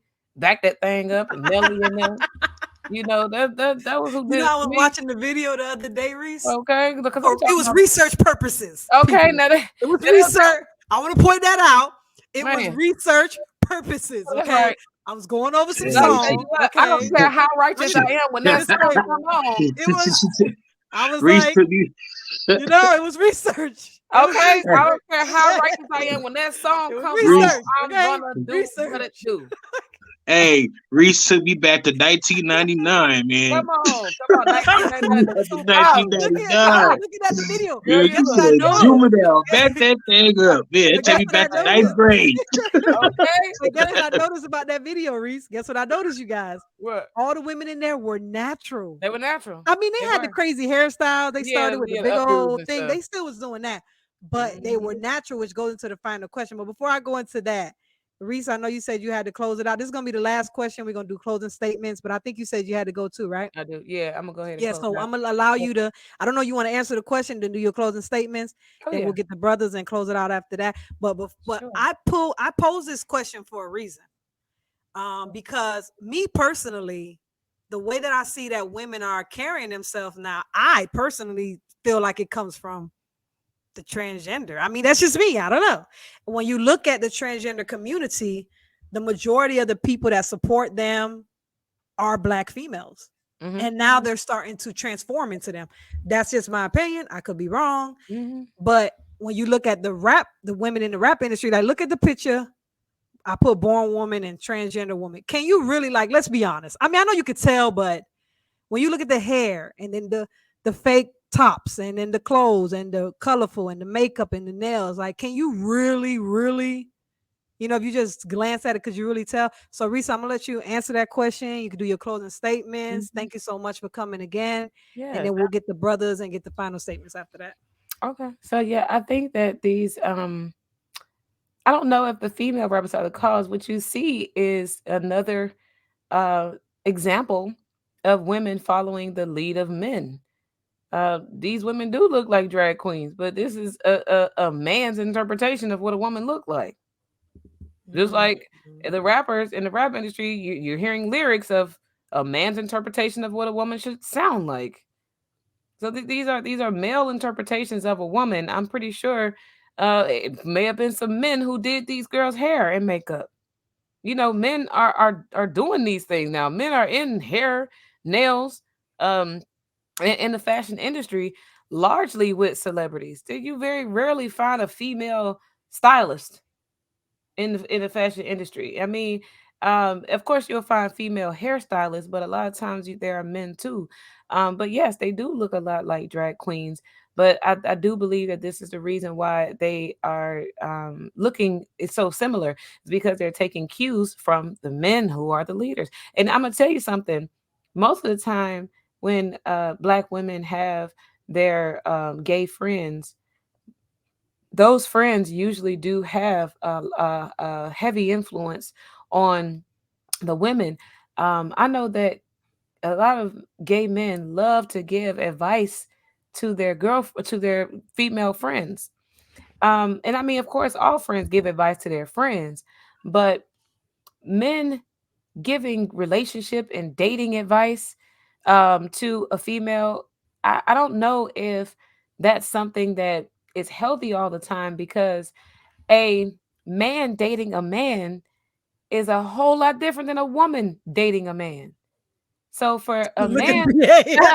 BA.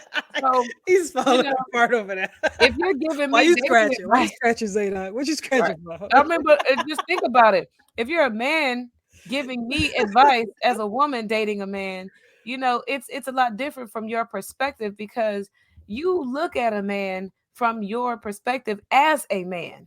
I look at a man from my perspective as a woman, naturally. So you can, I think one thing this man said, it was a Caucasian man of all people, and he had a very good example of why gender matters, and why you cannot go from being a man to a woman just because you identify that way.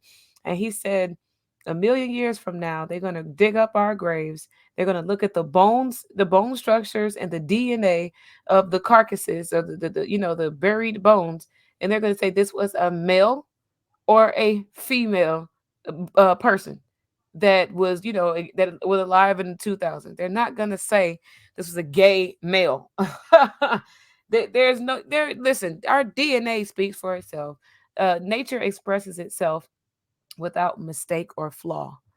And so for us to have these relationships where our men are, or any human, really any human, is identifying as something else in nature, it just doesn't make a whole lot of sense. So I would just say that I do think that these women are taking their cues from men. I don't think that the female rappers are influencing the culture as much as the men are. Even when it comes to female fashion, female hair, female, fashion trends, I think the men are still in the lead when it comes to that.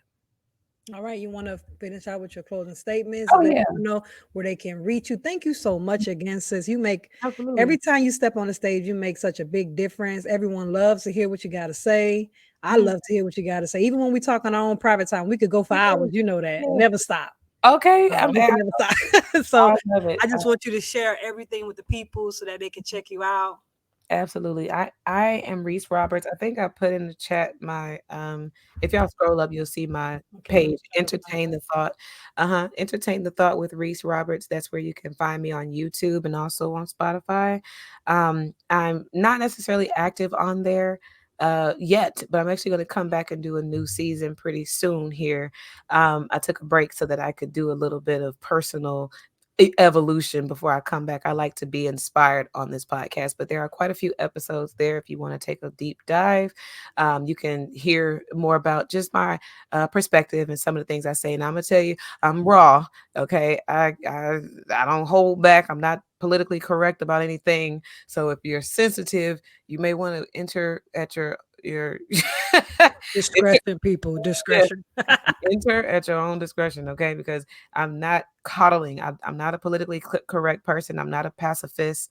I don't believe in pacifying people for their comfort. I don't do that. So, but if you're okay with that, you'll enjoy the entertain the thought, because that's what I like to do, is provoke thought and sort of open up perspectives to kind of elevate our people. So that's me. Thank you all for listening. Thank you all for being here with me. I definitely appreciate being able to share the stage with such great thinkers and great speakers. So yeah, I'm gonna go ahead and sign off, and I'll be back. We're gonna be back on Sunday, same time. That's right, girl. 6 p.m. Eastern Standard Time. Let's talk. Check me out on my Facebook too. But yeah, y'all check my girl out. Y'all say her bye. Say bye, everybody. Say All bye. right, Reese, All right, man. sis. Pleasure to Good meet you. I've seeing you again, subscribed Reese. already. You too. All right, absolutely. And I'll be back. So y'all make sure you hold it down. All right now. Most All definitely, right. most definitely. I'll catch up with you, sis. Okay, I'm here. My number's still the same. So is my email. So same Ooh, number. she ain't playing. Ooh. Oh. All right, VA. I'll see y'all. All right. Peace. So, Kevin, we're gonna let you answer that question that we have up top because we want to talk about how females are looking now. Do you believe that the makeup trends are do you think that it looks kind of dragish, queenish look? And if so, do you think that the regular women that are out here, Walmart, hair stores, that are mimicking these looks, do you believe that they're just getting it from the rappers? I don't hear you. Your mute, your mic is unmuted, but I don't hear you. All right, unmute it again. Now you're unmuted. Speak. Maybe your phone. I don't know. Yeah. Do you guys hear him or is it just me? Yeah, it could be his internet signal, or he may have to leave and All come right, back. leave and come back, and we'll let Zaydok tap that question while we're waiting for you, Kevin. So leave and come back, and I'll bring you back in. So Zaydok, the floor is yours.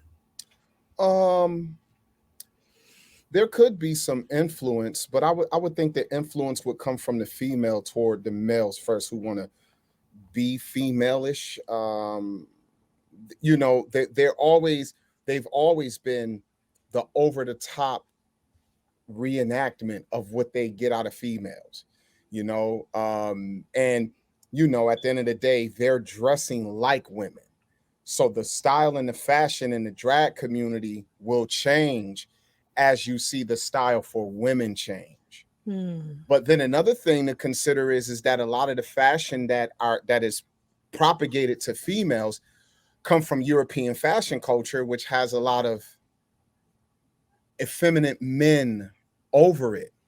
So still the direction of fashion is pushed by a lot of effeminate men, almost equally to women. So I would say I definitely can see where the some of the way that these men will take it and be more flamboyant with it. You could definitely see that have an influence on some of these sisters, possibly because of how tight the female, for the most part, has been with the gay community. We live in a generation, sis, where you got a lot of these young sisters, they go hang out at gay clubs. Yeah.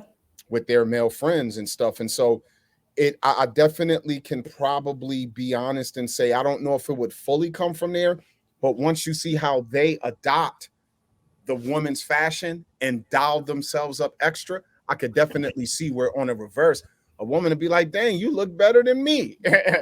And now we'll take some of, as far as the way you're dialing yourself up, they can take cues from that. And I wouldn't be surprised if they were influenced by it too. The reason why I came with that question was because I used to work. I live in Broward now. I don't know if you guys know about Florida, but Miami and Broward is like 30 minutes from each other. But I grew up in Miami, and I used to work in an area that was like, it was right in the middle of everything. So you had your South Beach, your downtown, you had your little Haiti hood, your Overtown hood, like everything you could think of was right in the middle. And there used to be this underground, because at this time, this is like 20 years ago, it used to be like an underground drag queen club. And I used to work at night, 11 p.m. to 7 in the morning. So 2, 3 in the morning, I remember all the drag queens on the weekends would come in, and they looked exactly how they look now. The big colorful wigs, the super long nail, the super colorful makeup, the body showing up. And I don't remember women looking like that. We did our thing, but it wasn't as flamboyant. It wasn't as just thrown in your face. But now I feel like the drag queens still look the same way they've been looking from what I remember 20 years ago, but now the females are starting to mimic it. So that's what made me think, and I could be wrong. It just made me think, like, why is it 20 years later the drag queens still look the same, but natural females literally are starting to transform to the point where even the surgeries, like, you can't even tell. Like it's a normal thing. I hear little girls saying, I can't wait to get my BBL. Like, I'm hearing 15, 16-year-old little girls saying this with natural, beautiful bodies. So I don't know. But I definitely appreciate that. Can I hear you now, Kev? Can you finally be heard? You got to unmute your mic. Can you hear me? Yes, you in the building. So yeah, the floor is yours. Hey, praise God. No, I mean, at least from what I heard, the last thing is it. No, I want to make sure I actually understand the question right too. It says, why do makeup trends for women look so drag queenish? Is that the question? That's a question. And then the follow-up question is, are female rappers the cause? Because I'm talking about like women that are the trends that you see around, and then women like me we see what beauty is supposed to look like and then we copy it. So do you think female rappers are pushing it, and are they getting it? And do you think it's coming from the transgender side of it? Well, I mean, I definitely don't think it's because of the men. I think I heard the last sister say that. I can't agree with that. Um, most men that I know who I hung around with, we really didn't like women over flamboyant. And I think that this idea with these I guess men who don't really recognize who and what they are, they're putting out something to represent themselves, right? This is who they are, but again, they are slightly misguided on who they actually are. So I would think how they look and how they perceive themselves to be is going to be different. But I would still say that those same people copy a lot of the women who are famous. They're copying them, but doing it their way. So I mean, you made a point, Christine, that you said you've seen this before. I do remember men being, I would guess what you call a drag queen. I remember them being like flamboyant, but in terms of how they're looking now, I would think they're getting it from the famous female people who are out there now. They're mimicking themselves behind them. They were always flamboyant, yes, but if you look at how they look and you compare that to the female rappers now, they're using their style to represent what they look like. So I mean, for me, I mean, I do I think think it's the that other way around. that's my opinion. I mean, I could be a Mhm. 100% wrong, but that's what I see because I'm looking at these transgenders as people who are already they're already confused about what they are. So how they perceive themselves is going to always be different than how normal people perceive themselves. And again, I mean, maybe Brother BA or Brother Zaydok can tell me differently, but the brothers I was with, we never really liked over flamboyant women. None of us did. None of the dudes I hung out with, like, we didn't like over flamboyant women. We felt like something was really kind of like wrong with them. But do You know you what I'm saying? remember? But look back 20 years. I Right, want you to think 20 years from now. right. Can you recall what a transgender woman would look like? Yeah, they were super flamboyant, but they were to me they were over the top. So you They were don't you don't see, that's what I'm saying. Maybe it's just me because I'm telling you, they used to come into the restaurant 2, 3 in the morning. The big wigs, they had the lashes, they had the long nails, they had the thick makeup to make their cheekbone. That's why that makeup's like that, because they're mhm, trying to get rid of that male jaw bone. So okay. they create the cheek. I remember seeing it. This is like 20 years ago. So I'm like, I might be wrong. I don't know, man. Maybe I'm Well, losing. Or maybe you fellas just weren't paying attention. Maybe but you know, No, I I, wasn't I, paying I I'm attention gonna to clearly be was shit. not honest. paying attention. Literally, do not know. Right, thank you, BA. I Yeah. really was, but I mean, I am from Chicago. I mean, maybe I don't know. Maybe their look Remember, was this is Miami 20 years ago, and this right. is Sure, the sure. undercover uh club they used to be at. But I don't know. Maybe I'm tripping. But what you think, VA? Maybe I'm Let just tripping. let me just say this: drag queen culture that is very prevalent here in Northern California. I'm not too far away from San Francisco, where it is known for that, or just the Bay Area. Period. Mhm. I'm constantly in the Bay Area because of my job and stuff like that. So, to be honest, I ain't looking for no transgenders. I just, if I see them, it's very rare because I'm not looking. And it just happened to pop out the blue. I'm like, oh God, I'm sorry. But my point is that, but I'll get to the topic.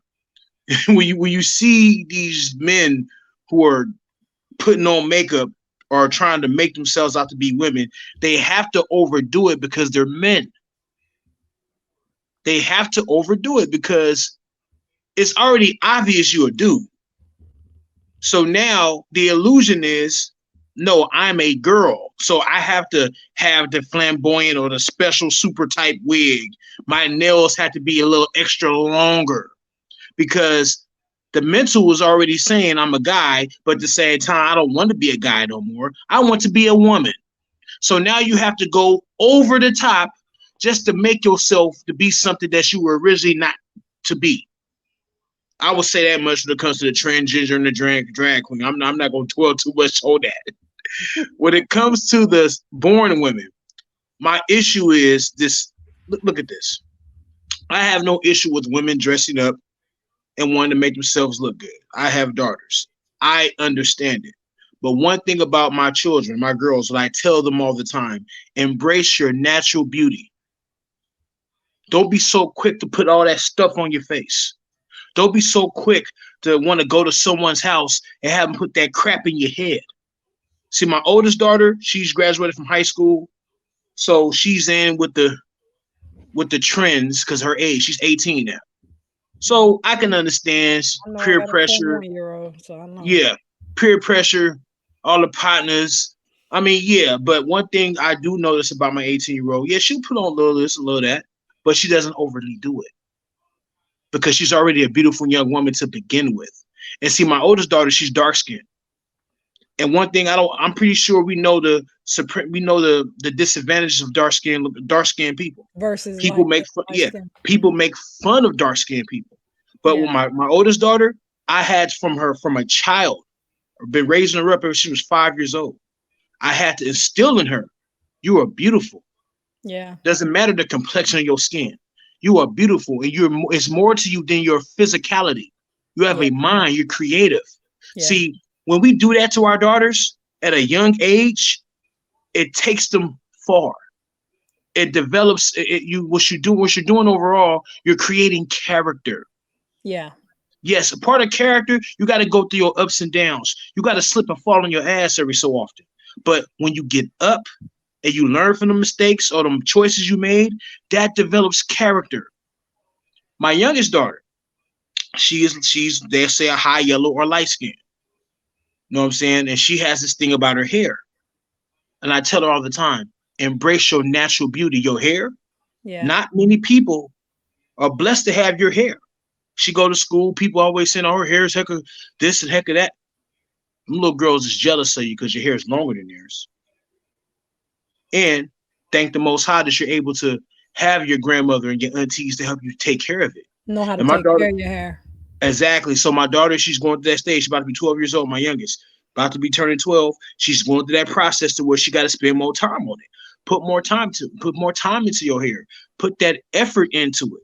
So you won't have to worry about what people got to say about your hair when they see it in school. Take care of it more, and you ain't gonna have no issues. But that's a podcast that I want to do in itself. Not to get off track of the show, but I Yeah. want to point it out because it's important. See, I'm mixed. My father is black and my mom's white. This is not my hair. This is like I sew it in my hair myself. I do that because my hair is actually like 3 different textures. It's the craziest thing. The back Mm, is straight, then I don't know what. The middle, I don't even know what that is. Like it gets napped up all the time. I can't control it. And then the front is like super frizzy. So my hair is a hot mess. And I don't know what to do with it half of the time. But I wasn't raised up to know how to take care of my hair. So that goes back to like my daughters. My husband's Haitian. So you can already see the mix. My kids all got different complexions, different hair textures. I had to literally YouTube, Google, talk to other people. How do you maintain this hair? How do you do this? How do you do that?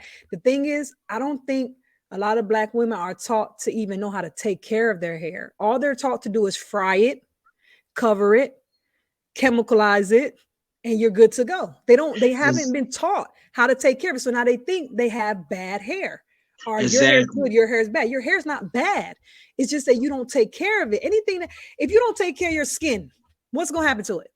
It's gonna look disgusting. You have bumps and blemishes, and what's someone gonna say? Oh, you got bad skin. Well, because you just got it? No, because you don't take care of it. So you got to know how to Exactly. take care of your type of skin. If you got oily skin, you know what to do. If you got dry skin that dry easy, you know what to do. But I feel like the black community, the women are not taught how to take care of their hair. So I have to constantly teach my daughters. And sometimes it's kind of hard because you see how your daughter talks about her hair and then you tell her about her complexion. Look, you're dark, you're beautiful, right? For me, when you have a daughter that's darker than you, hair is nothing like your hair, and society is pushing, oh, light skin is prettier, your kind of hair is prettier. Exactly. Now I got to look at my daughter that's darker than me and doesn't have hair like me. And I have to say, look, I know what you're looking at, your mommy, and you're thinking, I want to be like mommy, but no, you're perfect just the way you are. You're beautiful Exactly. just the way you are. Like, and it's sometimes it's difficult. They look at me like I'm crazy. Like, what are you talking about, mommy? I want to look like you. I want to be like you.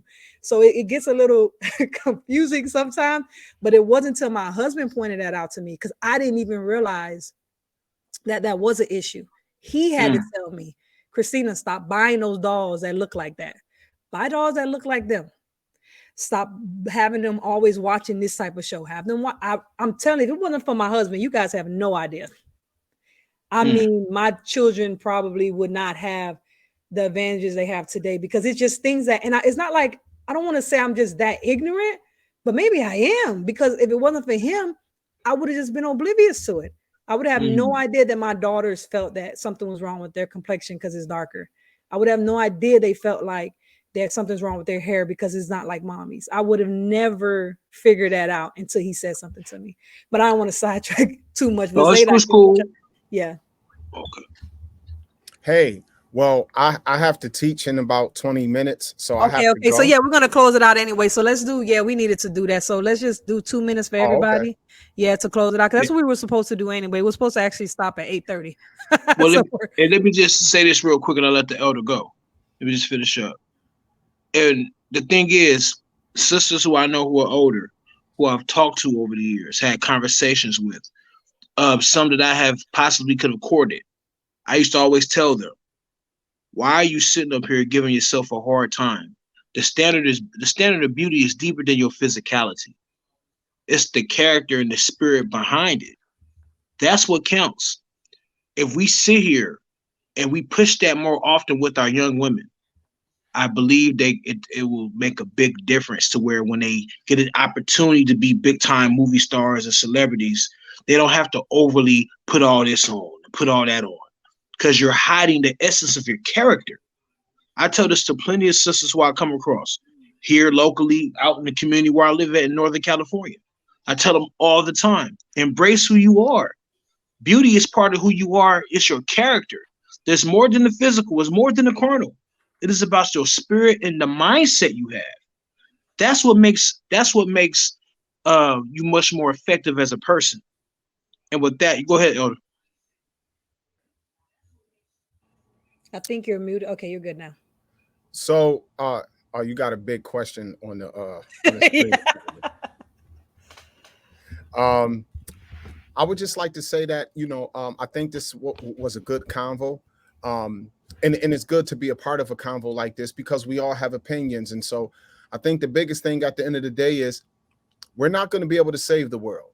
Even God doesn't promise that He's going to save everyone, but for though many are called, few are chosen. So don't try to save the world. You might want to work on saving your family.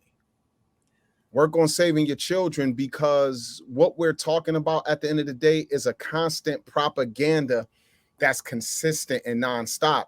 And so, if that's the case, and unless you're going to be able to make everything in the world stop, what is our propaganda in the home?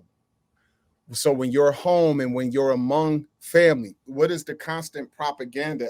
As you hear and hear music and see images, whether through video, television, or whatever, that promote fornication and no need to be loyal. Do you find loyalty at home as the antithesis? So even though, hey, because when you have a certain kind of reality, the thing on TV and radio can really be entertainment. And it can have some effect, but may not be as effective if your reality when you turn off the radio, when you turn off the TV is, well, hey, yeah, I can listen to the song and he talk about one night stands. But when I turn that off, my mom and my dad are in love. Yeah. So I'm just hoping that, we see that while we can definitely point out what's wrong in the world, it itself won't change per se. So we have to be more active and purposeful in our own realities to hopefully combat it with not just words, but action. And so, I appreciate being a part of this, y'all. Once again, they call me Zaydok, the God Hop MC. And you guys can follow me here on YouTube as well. I got music if you like it. But more than that, I'm just about this gospel. And so I do a lot of teaching. As a matter of fact, I got to get off here because my teaching is supposed to start in 20 minutes on my channel. So, sis, I appreciate the invite. Thanks so much. Salute to my bro, BA, Kevin J. It was a pleasure sharing this platform with you guys. And, hey, God willing, I'll get a chance to come on as a guest again. I hope so, because you just made my day today. Thank you so That's much. what's up. It's always good to hear your voice, Elder. It's always good to share the panel with you. You know, I consider you a teacher and a brother as well, man. So I deeply love you and appreciate you, Doc. It's always good. That's reciprocal. Thanks. And we're gonna miss you, and I hope you come back again. All right. Good to hear from you, God Hop. No doubt, Kevin J. Salute to you, Brody. My man. Love you. Y'all. One more thing. Where are you going to teach at real quick so I can check you out after this? Where are you going to be at? Oh, my channel, Zaydok. Are you just type in Zaydok the God Hop MC? Clubhouse? Oh no, it's going to be here on YouTube. So the name Zaydok the God Hop MC. I got your YouTube channel already, so you're going to be on YouTube. Yeah. All right, so I'm gonna check you out after we leave here. All right, y'all check him out too. Y'all going over there and get edified. Yeah, come check it out. Don't get edified by the brother. He make you think. I'm telling y'all. Thank you, Zaydok. All right, so Kevin, do you want to close? Do some closing statements. Since we're gonna end the show, and then BA will get to you. You know what? I don't have much of nothing at all. I wanted to say thank you for inviting me out, even though I didn't know I was gonna be on stage with some giants like that. I'll talk to you later about that. But I definitely appreciate. I appreciate being on stage with brother. You held it down. You held it down. Man, I can't follow those brothers, but I will tell you this: it was great to be on stage with brother BJ and Zaydok, who I know definitely again a teacher to me as well, because he's a big brother to my teacher. Brother Stanley, I consider a teacher as well. So it was great to be a part of it. And just be a part of your show. I didn't want to let you down too. You know what I mean? I had some things going on, but thank you for allowing me to be a part. This is a great topic. And again, your topics are something that really put a target on our community and how we're failing it. But the thing is, if we can bring a target to how our community is failing, that gives us a better step to how we can kind of cure it and make it better. So what you're doing is great. Since you have a very great gift, and I thank you so much for allowing me to be a part. Thank all the listeners and everybody. I hope that they got a blessing out of this as I have. So thank you so much. Oh, thank you, Kev. I appreciate you for coming every week. You've been holding it down. You've been holding it down for me. And I know it's not easy for you because I know all you guys got a lives outside of here. So I just want to tell all of you guys thank you. And thank you. What is that? Rap Ministry 30711. Thank you so much. I'm glad that you enjoyed the show. I'm glad that you enjoyed the panel. Tell them to come back. Tell them if you like them so they can keep coming back. And thank you so much, Kevin. BA, you want to do some closing statements? Anything you want to wrap up about the show overall? Sis, thank you for inviting me. I'm glad that you and Sal got a chance to reach out to me and talk. I heard your show a few weeks ago, Debate Talk for You. You know, Debate Talk for You, that's like another home for me. And I don't speak much on various platforms. So I definitely would love to, when I do speak, Debate Talk for You, and Most High willing continue to talk on this platform as well, because not too many other platforms have integrity. The rest of them on YouTube and within the so-called Israelite community is full of ratchetness and mess and garbage. Mm-hmm. And this platform of Debate Talk for You, based on my experience and what I've heard so far from you, you guys are the standard. So there's no niggerism, there's no messiness, there's no drama, there's no character assassinations, there's no insults, no ad homs. This is the place to come and build and connect and edify and learn. Everything else is just niggerized entertainment to me, is useless. And it's unfortunate that the so-called elect, the super ultra religious, loves the drama and don't want to come on these type of platforms like Debate Talk for You and Let's Talk and Learn and Grow. It's a shame. It's a shame it's like that the drama has to sell. And where everybody else is just selling drama and the same debate topics and the same garbage about who is and who ain't and who looks like this and who don't look like that. It's madness. And it's really people who are older than us People who are in their late 40s and their early 50s who just act crazy, act like teenagers. Yep. I have my children watch it every so often, and they're like, "Wow, I don't want nothing to do with people of that mindset." This is kids saying this about grown folks older than them, old enough to be their grandma and uncle and auntie. You know what I'm saying? So I appreciate what you're doing, sister. Hopefully I can come back on and we can continue to build. And I would love to build a good rapport with you. We've been in contact, and I thank the brother Sal. Like I said, Yes. let's talk and They debate talk for talking. you Yeah. are the number two platforms. You want to Thank come here and learn something and be edified and to walk away with something new, some food for thought, and to be on here with Zaydok and Sister Reese, the boy Kev and Stanley, and my sis Christine. She handling. NBA, NBA. Handlebars. Nah, you know me. I'm nothing. I'm just a regular laborer. Whatever you say. I just work. I just speak for working people. I'm nothing. You know what I'm saying? But overall, handlebars like the flow by. You good, sis.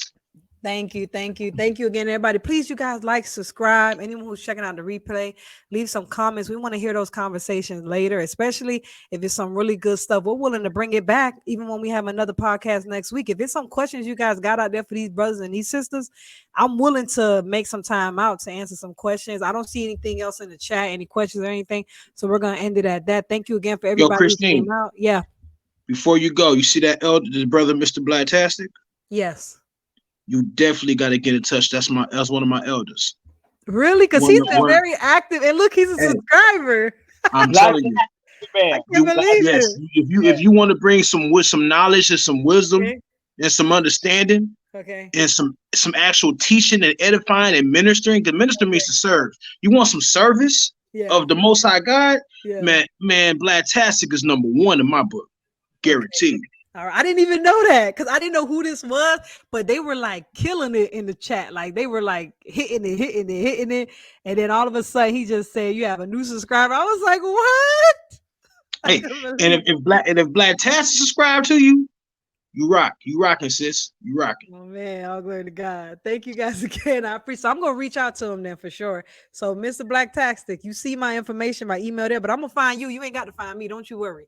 I'm gonna find you exactly where you at, and I'm gonna get in touch with you. I'd Blacktastic. love for you to be on my Or what I could podcast. do, hey, me and Blacktastic are close. I can most definitely hook that up with you, sis. Me and Yeah, do that Blacktastic, for we me, stay in please. contact. That's my elder. Yeah. Thank you. That is a person who I have a high respect for. I love him to death. He already knows it's good. Yeah, thank you, thank you, thank you. Okay, you guys, we're going to close it out. Thank you guys again for coming to Let's Talk Podcast. We meet every Sunday, 6 p.m. Eastern Standard Time. I'm hoping that BA could continue to be a regular speaker on our podcast, and Most we'll high bring will and I will. everybody else back. Thank you. And if anyone has any topics like they want to bring forth that they feel like in our community is not getting enough attention put on it, all you got to do, look at the bottom of the screen at the banner, just send me an email or even go on my Facebook and send me a message on Let's Talk Podcast 55. With that being said, y'all have a good night. Until next Sunday, be blessed. Shalom. Shalom.